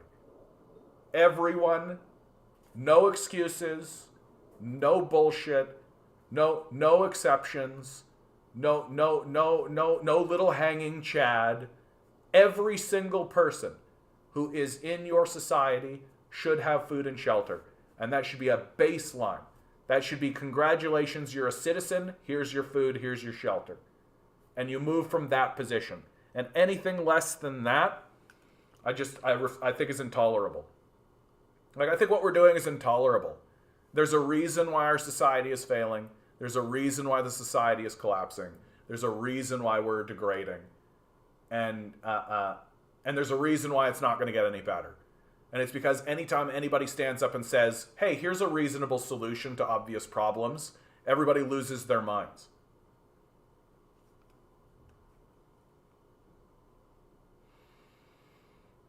Yeah, I genuinely what's the incentive to work then?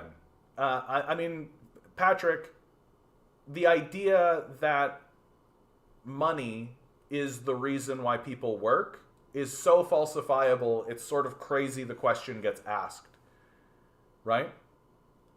If these nuts is the incentive, thank you, Conton, always valuable. Like, Americans and Canadians put in millions of work hours into volunteer services. That we volunteer a lot of time. Why are we doing that? What's the point of doing that? It doesn't give us any money, right? It doesn't benefit us financially. So what's the incentive to do that? Well, it's because we see something valuable in doing it.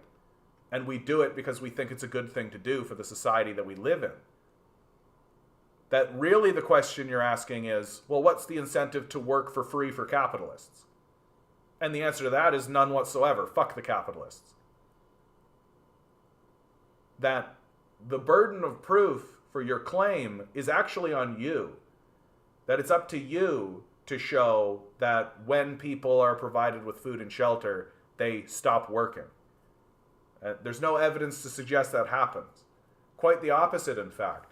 That we've done lots of studies with UBI, for example, that you give people access to food and shelter. Do you know what they do?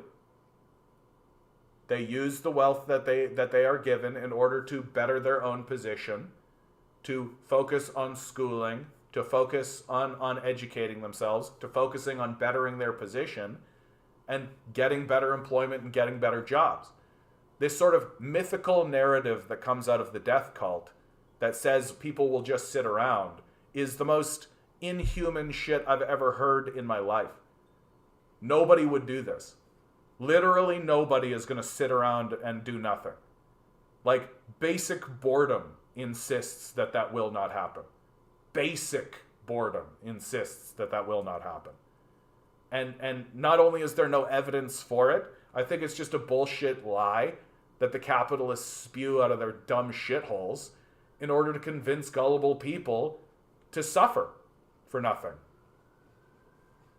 Where's your proof? That's all. It's quite an extraordinary statement you're making. Where's your proof? Like, I don't believe in angels. I don't believe in magic. And I don't believe millions would definitely sit around and not work. I've just told you. We've done basic income studies. We've given people food and shelter. We've given people this. And what do? They work. They go back to school. They improve their life. But then also this flips on the other side. We're facing a climate change crisis where all of this activity that we're doing is absolutely destroying us. Where the actual solution to the crisis is to stop using fossil fuels and stop working in a system that's destroying us. Like, why are you so giddy to destroy yourself and your children? Like, why are you so happy fueling a system that's obviously betraying you and everyone you know and everyone you'll ever know? Like, I don't understand why you're so over the moon about defending a system that's actively destroying the future for your own children. That's what's sort of shocking about all of this. And what's so shocking about people who are defending the system of capital. That fundamentally what they're saying is, how can I betray my children faster? How can I make sure that my children live in shithole? How can I ensure that fires sweep through? How can I ensure that we experience maximum famines? How can I make sure that the water levels come up and that the land is poisoned and that the air is poisoned? How can I make sure that the quality of life for the next generation is as bad as humanly possible because of the threat that some people might sit around and not do anything? Like, this is fundamentally what you're saying. That even if I take your worst possible position, millions will sit around and not work. Okay, you're defending a system where the air is poison. So I pick my way. I pick millions of people sitting around doing nothing. Because I think that we should have a future where the air is breathable and the land is workable and that the water isn't poison and that the food's not poison. That's the future that I would like to go towards. And if that means millions of people sit around and not work, oh no. Like, I don't care, even a little. And it's weird that you do. Like, it's weird. I think it's time for you to start asking a very serious question, which is, why do you give a shit about that at all? Because you should care about the air that's going to be poisonous, the land that's going to be poisonous, the water that's going to be poisonous. And all that's happening because of the system of capital. That's what you should care about. And you shouldn't give two shits at all for 1 second about anybody sitting around doing nothing. Because you know what? Those people who are sitting around doing nothing, they're not poisoning the air. They're not poisoning the land. They're not poisoning the water. Because they're not doing nothing. So near as I can tell, it's a net benefit. And I don't know why you care about it. It's kind of weird. And on that note, we've reached the end of this one, guys. Always remember, each and every one of you is a quantum being walking around in quantum energy. These billionaires are spending hundreds of billions of dollars in the hopes you'll never realize it. You'll just stay the good little commodity they need you to be. Rebel. Revolt. Repent. Good luck. We're going to need it.